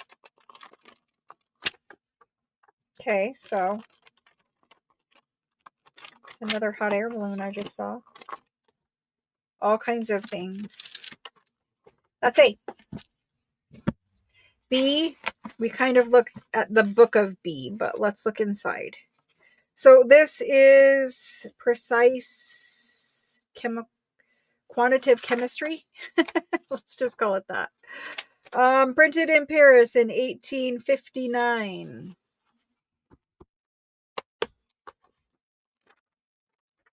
So this is about chemistry. There are some illustrations, some tables. Is this a Bunsen burner? I don't know what that is. I mean, that alone is kind of cool. So not illustrations on every page, but there are illustrations. I'm flipping through them too fast, but they're in there. You've got your test tubes, your glass little beakers. You've got the math. Every little bit of it, right? So maybe somebody is a chemist and they want a French. They're both in French. There we go. I think they're both in French. I have to say think. There they are. These ones, very nice paper, but not rag paper. It's not brittle. It's not like modern paper. It is just a very nice in-between rag paper. So A and B, I'm going to label them on the table. Here's A. Here's B. For these ones, we're going to do, I'm just going to do them at 65 and 55. There's a lot in there to play with and have fun. Lots and lots of pages. This little bookmark probably fell out of this guy. I'm just going to stick him back in there. Whether you'll use him or not, don't know, but there he is. It looks like Shauna H is claiming the A book. If you want both, yes. You always put in for, everyone should always put in for what they want. If I say I'm sharing and I spread it around, that's totally, like, you guys can put in for 5. I don't care. It's great to put in for what you want, because if they were left over, then I would go back and I would give you the 5 of them. So if you want both, you can have both. Always put in for what you want. If I say only 1 per person, I usually just say I'm sharing. I like that term better. But if I say 1 per person and you put in for 4, that's totally fine. I would give 1, and if there were some left over, then it would go back to you. Okay, so from here on out, let's see what we have in this bin of books. I don't know if there are more chemistry or what. I have no idea. I don't think so. I have these 2. The sky, and what is this one? Oh, this one is actually physics 2. I lied. So apparently I do. I know that there's not a million of those. I'm just in that bin of that section, apparently. The A book is literature, French literature. And this one is physics. I'm going to measure. They're about the same size in cover size. 4.5, about 4.5, a little smaller, by 7 by 7.25. So a little different, 1/4 inch here or there. Okay, A book, red marble cover, red spine. Inside, you've got some writing, some person's name, the history of French literature. This is not rag paper. This is not like nice paper, like I said. And it's fine, but it's a more modern paper, okay? This one does not have a date on the title page. There is no date in here. Do not know the age. Maybe 1945, 46. It says that there. I'm not sure. But it has okay paper. You can still put this in a junk journal as a page. You can see it is tanned. It is not flaking off and falling apart. It's just not rag paper or nicer paper like we had before. So there's that. This guy over here, his book cover has some damage, mostly in the back. Marble paper here. The paper here has been torn and kind of repaired. It's got somebody's name here. And it's printed in Paris in 1857. It honestly is almost like those other books that we had, that Shauna got. I don't know if she's needing any more for her collection, but this one is similar. Illustrations in math. Pressed flowers. That was kind of cool. Pressed flowers in here too, like if you wanted flowers mixed in with your physics. So there's the parachute and the balloon. Barometers. I mean, all kinds of things are covered, right? So I'm not going to spend a lot of time, but it's the same. It's not literally the same, but it's the same. Okay. I don't know if she needs any more or not. She'll let me know. But A and B. Now A, I usually do these ones, pretty discounted because I focus on rag paper mostly. So, Shauna, I don't know if you need another one, but I'm going to do it for the same price I did the other one for, which was $65. No pressure or anybody. Anybody can come in for B. And this guy here, we're going to do at $28. Now, A, worst case scenario, he's a ton of, collage fodder. Do whatever you want to do with them. They're fine. I saw a piece of ephemera in there. Or like a note or something. Right there. A handwritten little note paper. Okay, they're going in. And I am going to be ending the live sale a little early tonight. I'm going to end it. I don't know. I'm going to end it a little early tonight.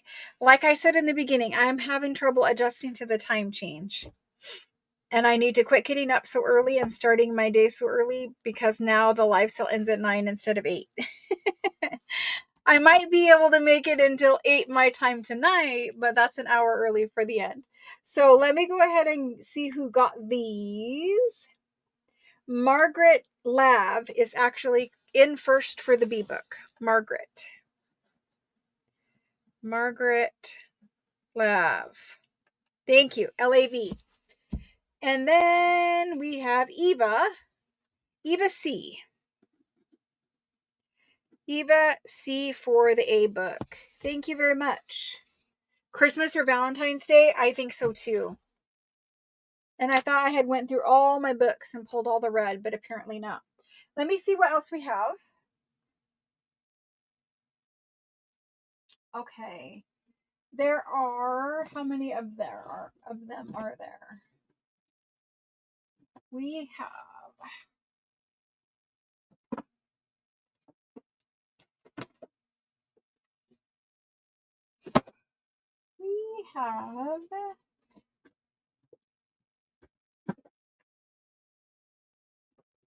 these 4. Let me see if there are any more because there's 3 of these and 1 of these. Let me see.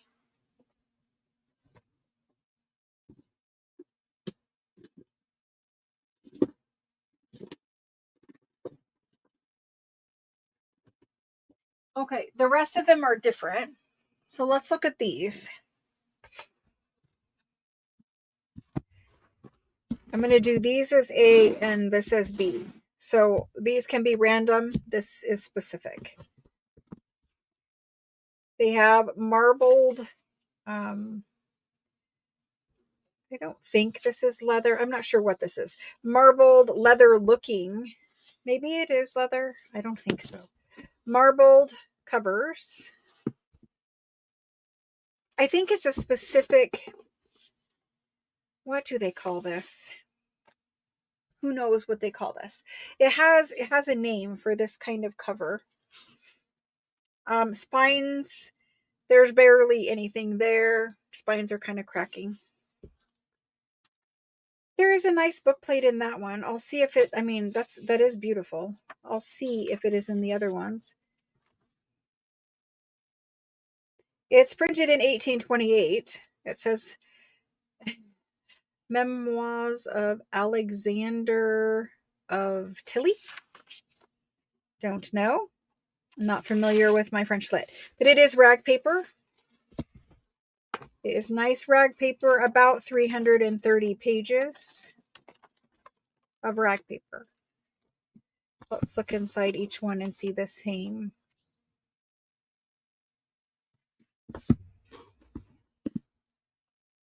It has a book plate, but it also has some writing, and it is the same.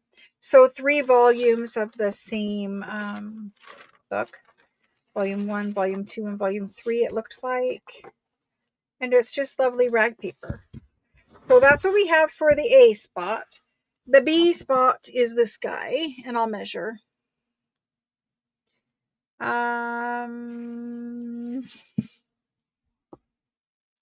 Ooh, nice little label.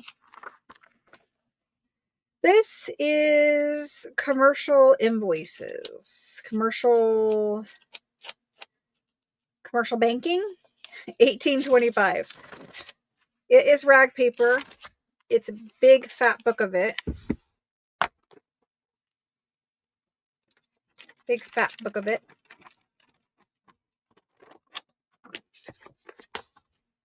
I don't have Google Translate. If I just had it constantly on my glasses, like maybe if I get those Google glasses, it will just like translate everything I look at. That would be amazing. But unfortunately, I'm not sure if that exists or if I dreamt it. Imagine if you could put glasses on your face and all of this would be translated. I'm not sure it exists, but it would be cool.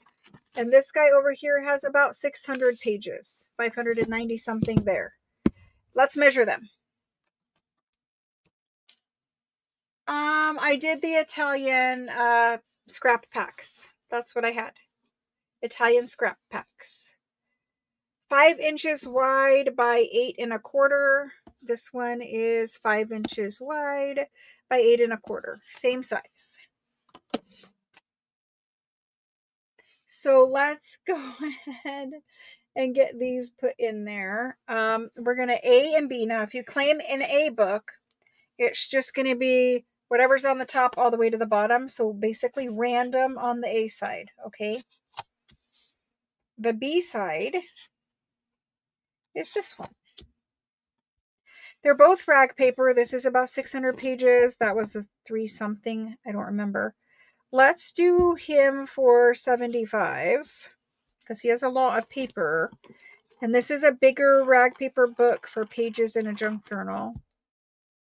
And let's do these ones for 60. I don't know if that makes sense, but we're going to do that. I'm going to type them in. If you want one, let me know. I don't remember what this is called. It's not paste paper. It has a pattern, a name for that. Cuckoo? I'm not sure. I don't know. Okay, they just went in.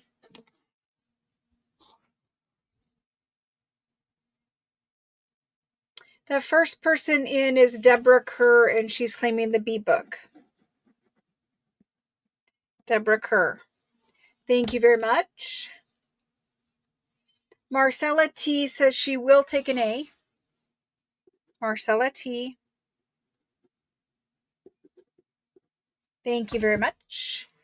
And then we have Leslie B for an A book.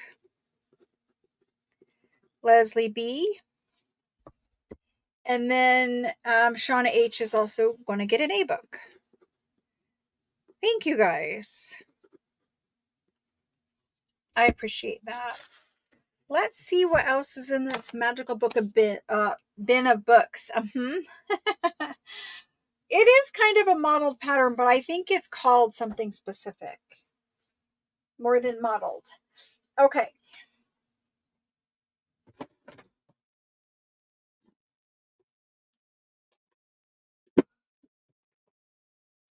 I have 3 more big books. I mean, I'm sure there's more somewhere. Ooh. Well, this is one of them. Then we have this one. And that one. So these are both part of a series. And then this, I don't know where that came from, but it's there. Let me grab my chair. Maybe that will help my back. So, I'm trying to get situated so my back can quit spasming and hurting and every other thing. It's not that like I want to quit early. It's that my body physically just I don't know why it can't work 18 hours a day, but it just refuses. So we're going to ABC them. Why am I going to AB these if they're the same? It's because this one is thicker than this one. And I think it's fair because this one is a step down from that one in page count. C. I don't know if anybody's going to want C, but we're going to find out what the deal is with C. I don't know where it came from. We're going to find out what the deal is. Let's see. A is this. I mean, it's a nice book cover. I'll measure them too. Marble paper on the inside. A nice thick piece of marble paper. It has this for a title page. It's printed in Paris in 1832. And again, it's a comedy, like a play, vaudeville, in 14 or 4 acts. I'm not sure what the quatre. 4 acts. Nice typography. Little bit of foxing. We'll find out what that blue paper is about in a minute. It seems to have several books in one book. And the blue paper separates the acts or the chapters. No, it separates out the books that are in here because there are several all in one apparently. Marble paper in the back. Total page count. Oh, it's going to start and stop depending on each book. So every time there's a blue paper, the page count starts and stops. So I don't know how many total pages. All I know is you get a lot of title pages in here because there's a lot of books in here. So you get lots of title pages, which title pages are nice. I save the title pages out of the books I take apart. I can't find that one, but I save them. There's A. B is similar but smaller, thinner, not as many pages. It was €50. 1828. Something. It's the same thing. Comedy vaudeville in 2 acts. Maybe it has multiple books with blue paper in between too. Well, that was kind of nice. Act 2. Rag paper. Nice rag paper. I can feel the text deeply printed into the paper. Trying to show you title pages. Here's a title page, 1828.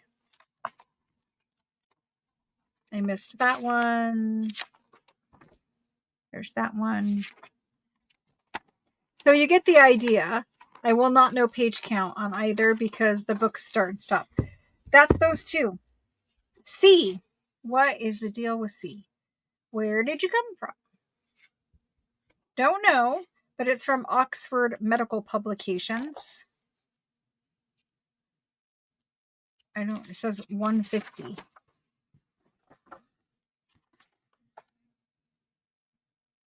This little paper here is in French. It's like a little bookmark. The book is printed in London in 1919. I mean, this came from France. It came in my book of, or my box of books. That's what it is. Not really much words for this book other than let's pass it along. We're not going to have too many illustrations.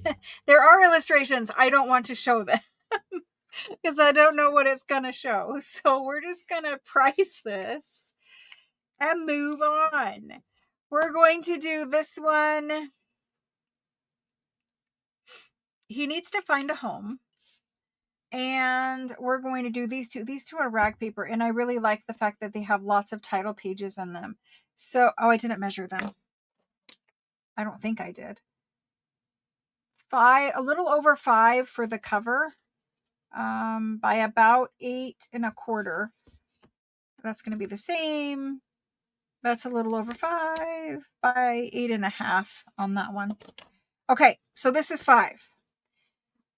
These two, they're a little harder for me to price, but let's do them for,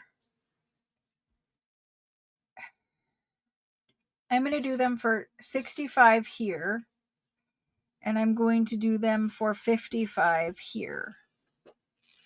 For rag paper and lots of title pages, I almost want to buy them for that. And I'm not trying to be weird about it, but I do like them. Here they go. Maybe someone has like a journey to adoption, or a journey to like in vitro or whatever, and you want to journal about that experience. Maybe some pages out of that. I don't know. I'm trying to find a use for this book. Maybe you are a gynecologist. Maybe, I don't know. But trying to find a use for that book. Let's see. Lois. Lois would like the B book. Lois. That's Lois Matt. Thank you. She's first in after the go. Then we have Peggy. Peggy is going to find a purpose for the C book. Thank you, Peggy. The A book remains, and that is after Peggy is Deborah Kerr. Deborah Kerr says B or A. So Deborah Kerr. That's K-E-R. Thank you, thank you. Let's find a few more books. We have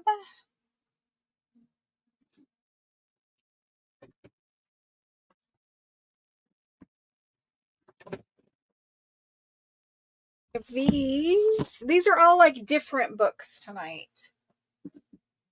They're in my different book bin.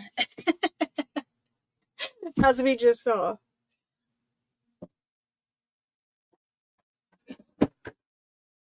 All right, let's take a look and see what else we have.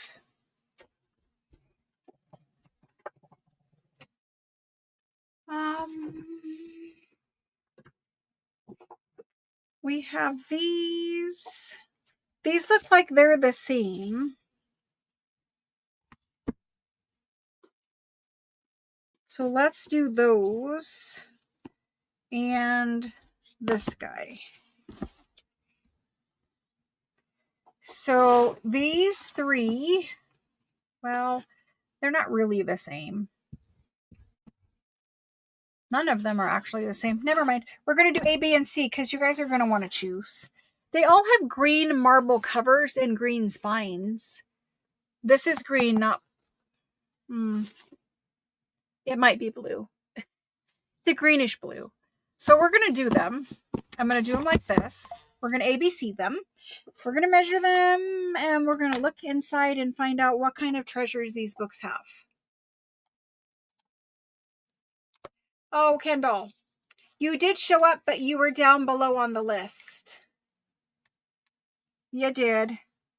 Just down underneath. I'm sorry. There were a lot of requests for those ones. I liked them very much. I thought these were the same, but they just have similar size, color, and spine. Okay, size-wise, well, first of all, we need to get on camera. But size-wise, we have 4.5 by 7.25. Okay, they're all the same size, 4.5 by 7.25. No matter what I do, I can't get them to be straight. So this is the A book. Ancient History, green marble. I like the green marble. To me, it always reads either Christmas, botanical, or just really anything because it's just green marble. I don't know. I like the green marble. For a long time, this color of green was my favorite color. Your first page is kind of torn there. Printed in 1867 in Rome, but it is actually Paris, printed in Paris. It says Rome here. Maybe it was also printed in Rome. So this is not a rag paper. It is just a very nice paper. So this is not pulpy. I would tell you if it was a pulpy paper, and also you would know because it would be very tan. Very tan. It's just a nice paper. It probably has some rag content in it, but it's not really rag paper. That's A. B, there's book crumbs everywhere. B is this one. Looks almost the same. Instead of like the striation here, we have more modeling on that one. There's your spine. There's your marble end paper. This is printed in Paris in 1857. This is a lovely paper. Again, not rag paper, but lovely. Poetry, maybe. I think it's poetry. I don't really know what that word is, but I'm pretty sure it's poetry. It looks like poetry. You do have some nice little decorations at the bottoms of the pages. I kind of like that. Yeah, like nice little things here or there tucked in there. Everybody likes poetry looking pages. There's B. C. I think I'm going to call it blue. I guess it is more blue than green. So I'm going to call it that. Marble paper. It's marble paper. And this one is about anatomy and possibly dissection. Printed in Paris in 1875. The subjects today. We do have some illustrations, though. That's nice. Not rag paper. I think it just shows the dissection, like the plates of anatomy. Oh, well, sorry about that. Hopefully you didn't see that picture, but I think it just shows the dissection, like images. Okay. Don't know what it's going to flip to, but there's lots of nice images in here if you are into these kind of images. Let's see, which one of these is giving me the most pain right now? I don't know, but something horrible in this area. That's me sitting in a chair. I don't know what it is. There's all kinds of images, though, that are nice. And in the beginning, there was a full skeleton. I'll see if I can find it again and if it's too grotesque. Right there, there's a couple of them. So there's that one that has muscles. There's the back. I mean, there is some things in here that I think are interesting. We're going to do them. Brenda, the description box, it only shows up songs. Thank you. I thought we had figured that out once, but I didn't want to be wrong. So thank you, Ricky. The description box is in different places on the devices that people can watch on. You can just purchase right there in the chat, just like you're talking. The only thing is you need to register first, which I think you might already be registered. So once I put a price on these and I type it into the chat box where you're chatting, it will have the price. It'll say books go. Once you see that come in from me, then you'll know to put in a me to claim. And what you need to do to claim is put your first name in and then type the first 3 letters of your last name. And that tells me that you want one. Okay. So A, B, and C, we're going to do these.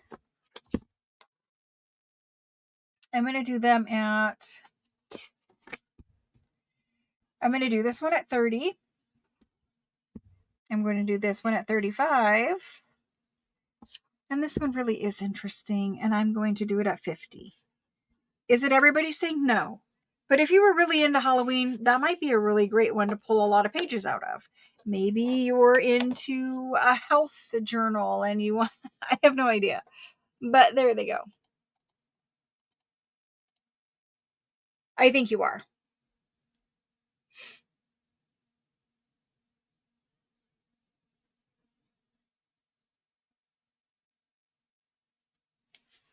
Okie doke. So the first person in is Shauna, and Shauna would like to add to her collection tonight. I would almost say that it's like an oddity kind of a collection. But you do have physics and chemistry and now anatomy. So it's more of a, a professor vibe. Let's call it that instead of oddity. Deborah Kerr is going to get the B book. She's first in for that one. Professor.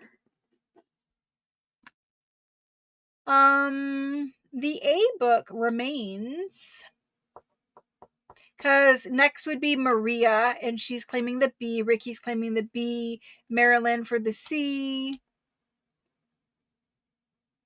You need to type your first name and MCK, and then what letter you would like. Everyone, including people who already have their name as their user ID, it's just, here's what's happening is other people are seeing you guys not do it, and then they don't know to do it. And so it really does need to just be everybody, including the people who already have their name out there. I can read, I can see it, but it's creating a problem of, well, they're not doing it. You know what I mean? So people think that I'm just going to explain. This is what happens in my real life. It's real. This is what happens. I'm going to tell you the truth, and you guys can do what you want to do with that information. I get a message that says the people who are not claiming by using their first name and the first 3 letters of their last name have an unfair advantage because they don't have to take the time to type that. So this person who messaged me was upset because some people aren't typing in their first name and the first 3 letters of their last name. And they felt that because they had to do it, the person complaining to me, that it wasn't right that they weren't given things because other people weren't obeying the rules and therefore had an unfair advantage.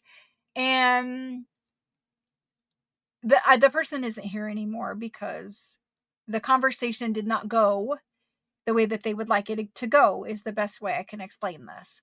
I explained to them that I have given the instructions of how to claim, and that I have tried to tell everyone to claim with their first name and the first 3 letters of their last name. But not everybody hears me. Not everybody cares. And there's nothing I can do to force people to do it, right? So, and at one point we said if your first name and your last name is in there, you didn't have to, right? And so it's not that people are trying to break the rules. It's that maybe they weren't here, or maybe they thought it was still okay because it was their name, whatever. I just explained that to the person. The person said, well, if I wasn't going to give them the item that they felt like they should have gotten because somebody else beat them to it, but they didn't have to use their real name or whatever. And I just said, I'm not going to go back and I'm not going to take the item away from the person. That I will give the instructions again to type your name in the way I said. And I'm very sorry. I always have lots of things. I'm sure I will have something else in the future. Their response was, well, I won't shop with you in the future. So that's that.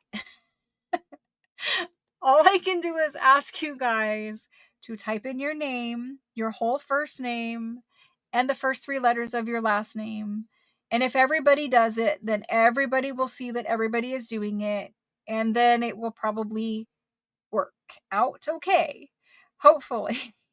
But that's like a real day in my life. And I'm not trying to belittle their comment. I see their point. But what can I do to make everyone do it? Like, nothing. Really nothing. So anyway, that's that. Um so going from the top down. Ooh, yay, Shauna. So it's personal to you. I appreciate that. I love it when things that are personal to people go to them. It just feels good. It feels like it was meant to be, right? Ricky, right underneath Shauna's comment, says she will take A. So Ricky is going to take A. I understand her point. I do. But at the same time, I'm not your mama. I can tell you, hey, I need you guys to claim this way. But like I said earlier, I can say, okay, in the future, I'm only going to take claims that way. But really, you know, I'm trying my best. I don't know what to say about that. Let's move on from there. Brenda, thank you. Is more of a collection? Yay. Yay. Okay, let's move on from there.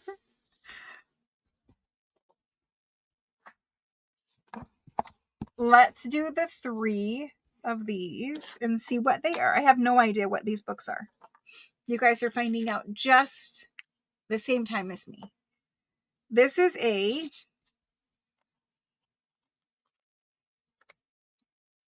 This is B. I didn't show it because Ricky claimed right above you, Maria. I see your comment and I appreciate it. I would have shown it, but Ricky did take it right above you. So A, B, and C, they're all roughly about the same size. So let's measure this one because it's taller. 4.5 by 7.5 or 3/4. A half. Let's see. This one, I love I have not had one this color before. It really is an orange and a green and a black. You can kind of see the green in it, right? There's like a forest green. They're probably dusty. It's a forest green and an orange. Okay, it has this for a spine inside. That's the title page, printed in 1855 in Paris. It is rag paper. It is beautiful. Has a little bit of foxing on it. Gotta push the paper to flip through it. Then you can see how like the paper, see like how it's curving right here, and it's just naturally curving. It's because you have to snap it. It's rag paper. This is how it works. It's magical. Anyway, rag paper and rag paper. Just bunches and bunches of nice rag paper. Like one of those snap bracelets. This is B.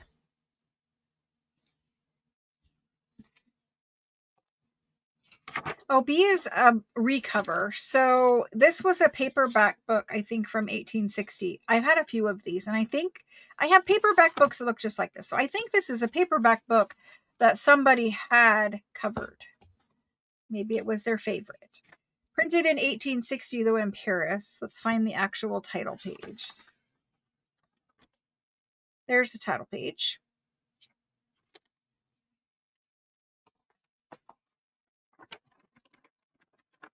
This is a rag paper.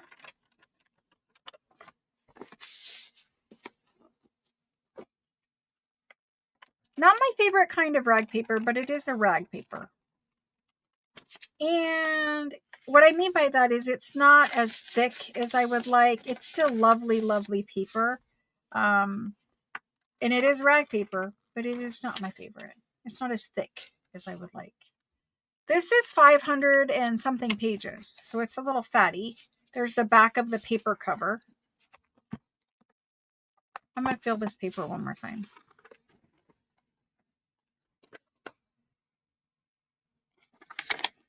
I like it, I don't love it. There's my answer to that.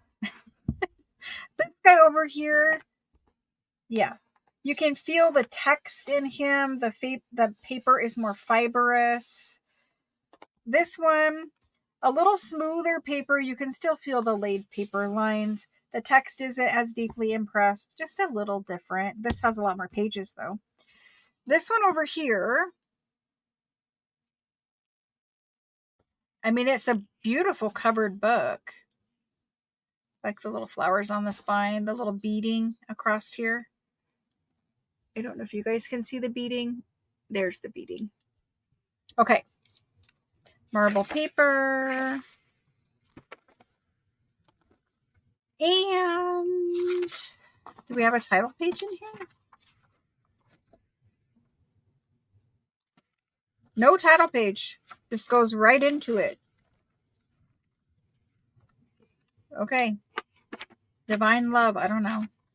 No title page. No print date. Pages are very weirdly numbered. It starts at 1600. It's like part of a series maybe because it's book 3. No title page and starts at 1600. So it's not rag paper. I think this is like a newer book. When I say newer, still old, still probably antique. But late 1800s, early 1900s would be my guess. Before 1920, I don't know, maybe. You can see it. Tons and tons of French paper, but very weirdly printed. I don't know. This kind of looks like it was rebound to me because there's not really a way to print this close to the page edge unless it's just oddly cut, which that's possible, I guess. But see, because it's printed all the way. It's printed all the way to the edge of the page and almost cut off. Now they do cut the book blocks, so it's possible it could just be a bad binding, bad cut job. But anyway, it's just interesting. Lots of pages. I don't know how many because it starts at 16 and it ends at 2592, so about 1,000 pages in there. Yeah, that's what you got. Big old fatty of French paper, not rag paper, more of a modern paper. More pulpy paper in this one, not quite yucky paper. I'm doing a terrible job of explaining. Let's get these priced. More of a pulpy paper. Not yucky pulpy, but anyway. Rag paper, I love the cover on this one. If you were going to do like fall or Halloween, that is beautiful. I would like 60 for him. This one I'm going to do for 50. And this one I'm going to do for 35. I love the cover on C. The paper is just a ton of French paper. It's beautiful too, but there's those. If you want one, let me know.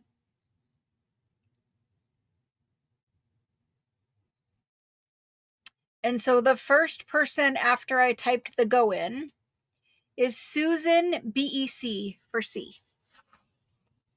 Susan BEC. Thank you. After that, we've got Tracy H for A. Tracy H. Thank you. After Tracy, Shauna also wanted C. Deborah Kerr also wanted A. Lena also wanted C. Eva says A or B. So we're going to do Eva for B. And Eva gets an instant price reduction to $40. So I'm going to take it from 50 to 40 for Eva. Thank you. I appreciate that. Let's do these three. Let's do these three. They look interesting. Let's see about size. Okay, so this one is the smallest. He's also, I think, the coolest looking cover. It is about 3 3/4 by about 7. 3 3/4, oh no, 6.5. From where I'm sitting, from where I'm sitting, it is 7. Well, okay, 6 3/4. This one is 7 1/4. This one is 7 1/4. This one is 4. That is 4.5. When you sit down, you can't see over the top. Anyway, let's get these ones done. Thank you, Eva. Let's do A. Let's do B. And C. Let's find out what is in here. A, again, for a fall journal, that would be beautiful. There's hints of orange, brown, and kind of amber color. There's that one. It says book 1. Nice cover, though. Brown marble paper inside. There's something written here. I don't know. I wish I could read French. I need those glasses. Those glasses exist. Can I put them on my Christmas list? 1864 Paris printing. Let's see if it's rag paper. It looks like rag paper. Let's see if it's rag paper. Got a silk ribbon bookmark in there.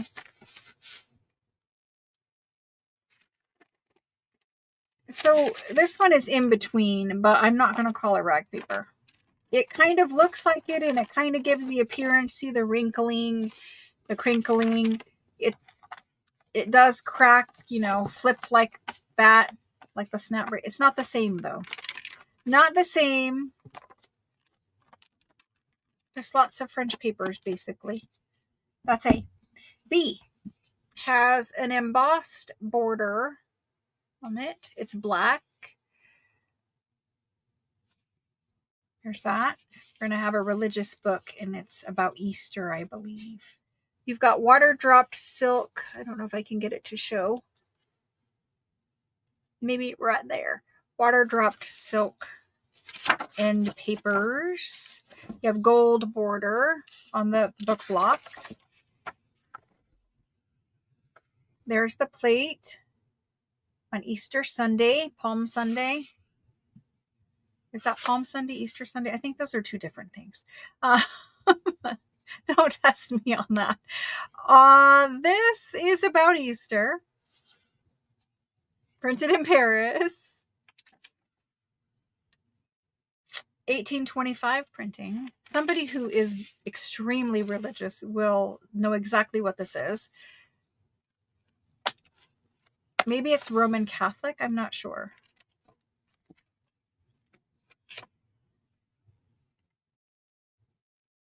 The washing of the feet.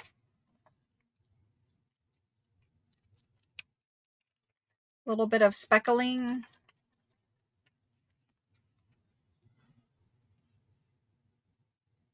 I believe this is in the garden.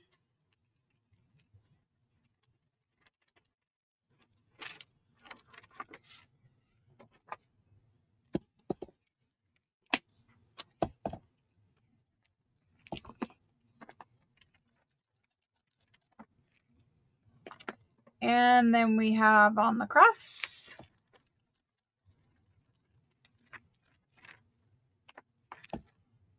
And then resurrection.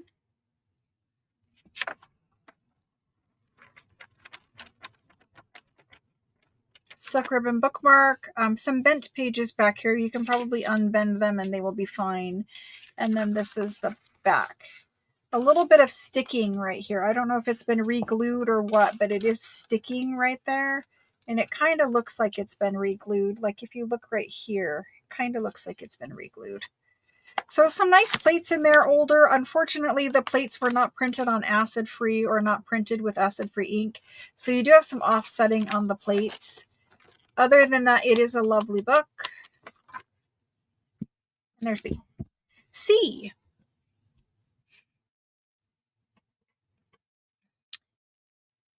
Maybe. I have no idea. I mean, I'm not Catholic. All I can tell you is from the Christian, regular, plain Christian Baptist point of view.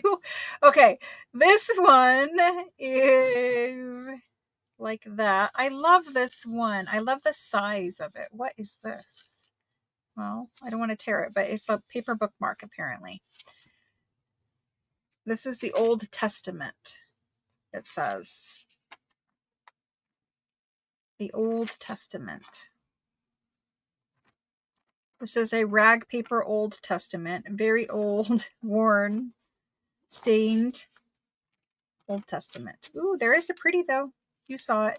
I saw it. I don't know where it went, but it was in there. I'll never find it again. There it is. Bye. They just flip right past. So anyway, that's that. There is some little bookmarks. Like a little piece of paper that's tucked in, but look at how much it oxidized and aged from time.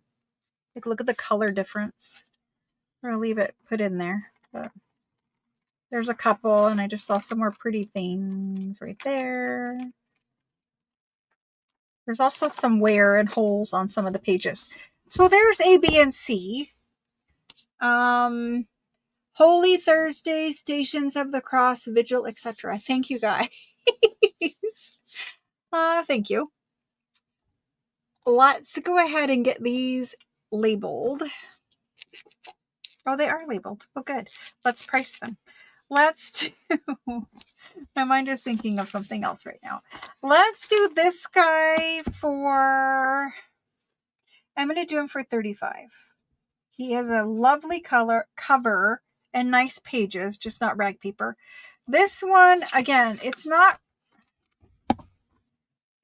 rag paper, but it is really, really close. Maybe it is rag paper, but because it's a religious book, it's thinner. I'm going to say it's very close to rag paper and leave it at that. It's very, very nice paper.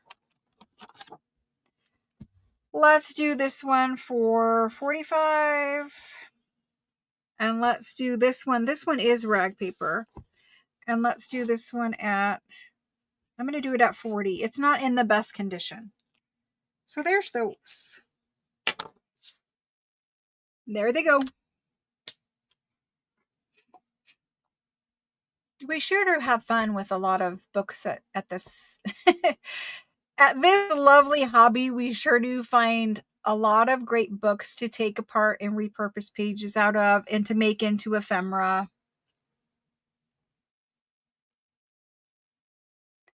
Let's get these books done. So we have Linda for A. Linda BES. Thank you. After Linda, Deborah Kerr for B. Deborah KER. Thank you. And Shauna H for C. Thank you. I think it's interesting to look at all of the antique books. most of the time, the first time I ever see them is here with you guys. Honestly. I don't get to sit and Google over them all. Let me get this put away and move that out of the way. That back. All right. I am going to turn the camera back around because I have to add CC for an Italian paper Christmas scrap pack. Let me see if there are some of those left real quick. I'm pretty sure there were some, or maybe I didn't add up that list. Christmas scrap pack. Let me add up that list quick before I say a definite yes. Gotta add up this and fill it in.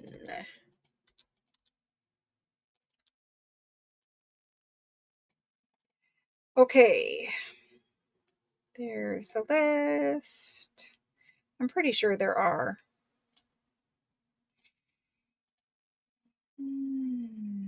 Yes, there are. So let's insert a line. CC. There are multiple available. I'm going to add you for one. Let me know if I need to add you for more than one. Aw.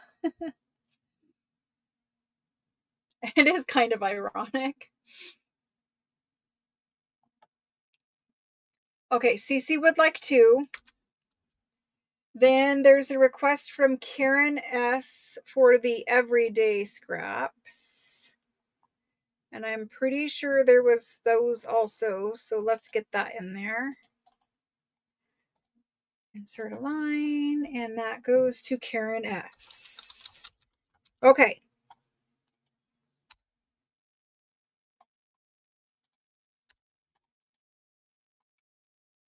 Lena for a Christmas scrap pack. Lena M would like one. Lena M. Thank you. Thank you, guys. The Christmas scrap packs are 20 and the everyday is 17. I buried them over here. Can I reach them? So the everyday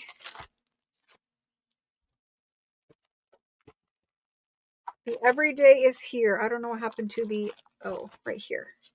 Like, I don't know what happened to the sticky. Got stuck to something else. We started with 66 of the everyday. We started with the lighting is down too. We started with 66 of the everyday. Okay. We have some of those remaining. I have checks remaining. I have invoices remaining. I have perfume labels remaining. The 7-pack of perfume labels. And we have a few, not many, of the holiday scrap packs. We only had 51 tonight. I don't know if there is much else remaining. There might be onion skin remaining. Not sure, but okay. Let me get this camera flipped back around, and I'm going to end the live sub 45 minutes early. Where's my cameras? Sandy R for a total of 2 Christmas holiday. Sandy R. Yes, I can. I've done that. Thank you. Shauna H would like one more of each. Better to claim it now. Saves us both some work. Shauna. Where are you on this list? Right there. So that would be 3 every day. And 4 Christmas. One more of each. Okay. We've got it. Okay. Switching camera back. There it goes. Thank you, guys. I look tired. It's going to be good to get some sleep tonight at some point. I thank you guys for putting up with me while I adjust to the time change that Arizona doesn't even have. Because Arizona doesn't change times. I just change live sale times with you guys. And it's really catching me off guard. I guess I need to try to sleep in more, but it's hard because employees come here to work, right? So you can't sleep in. I don't know how I'm going to manage it other than slowly build up stamina over time. I have started my new medication for the rheumatoid arthritis, which should also help, hopefully. It is not the $90,000 per injection medication. I don't think I will ever be able to afford that in my lifetime, nor would I ever spend 90 grand on that or just deal with the pain. But we talked about that on Tuesday. So the dermatologist was explaining that because I said, what's the best for psoriatic arthritis? What is the best? And she's like, I don't even want to say the medication, but she said this medication, and it's an injectable. It's Skyrizi, I think. Yes, Skyrizi. So anyway, she's like, it's this, and it's great, and it would be great for you, but it's $90,000, and you have to have, for I think she said a year I heard 90,000 for a year of injections, and then I was asking her like, how much is it? Because it doesn't make sense when they say 90,000, right? She's like, it's $90,000, and you have to have 4 shots a year, and I'm like, okay, well, it's 90,000 for a year, but insurance will probably cover some, right? Like, hopefully no, she's like, no, it's 90,000 per injection. And I'm like, who's ever going to pay 90,000? I don't know. Anyway, we had this conversation on Tuesday and I was kind of irritated about it, but so I am now going to take another pill form and we'll hope for the best with that one.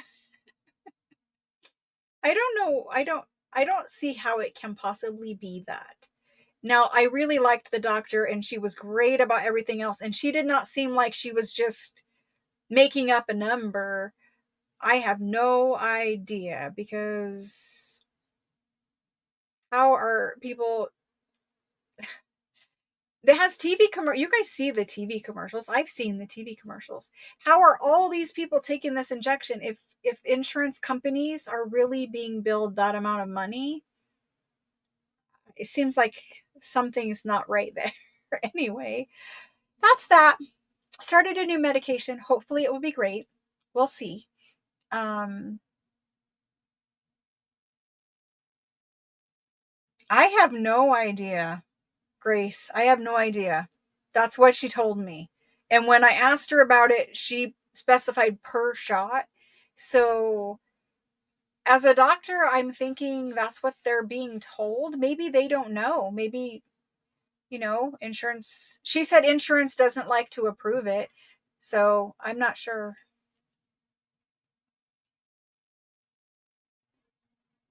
Well, that's what I thought too until she clarified and told me. It doesn't matter because I still would not pay 90,000 for the entire year of them. So that's fine. We'll try other things. You know, maybe this will work great. And this is a older medication that's probably been tried and tested for a very long time. So maybe it's just better to go that route anyway. But my whole point is I'm trying to adjust to the time. And hopefully next week I will be more adjusted and can make it the full 5 hours. Oh my gosh. Yeah, I guess. Anyway, thank you guys very much for your support and staying here and hanging out with me for 4 hours and 20 minutes. I'll be back on Tuesday of next week. I might pop in over the weekend for some crafting time. It'll be alive if I do, and you guys can just hang out. I know I'll be making 365 videos on Sunday, so if I can't get any crafting time in before that, at least I have that. Um, I will try to do my best to get some rest. I'll be back on Tuesday. Next Tuesday, I hope to have some fabric packs for you. I'm not sure Tuesday or Thursday, probably Thursday before we do fabric. But soon it's coming. fabric packs, lace packs, fabricy things, sewing things. I've been whittling away and hiding a bunch of French sewing things for our big sewing fabric show. So hopefully soon. Thank you, Shauna. Thank you all. I really appreciate you guys.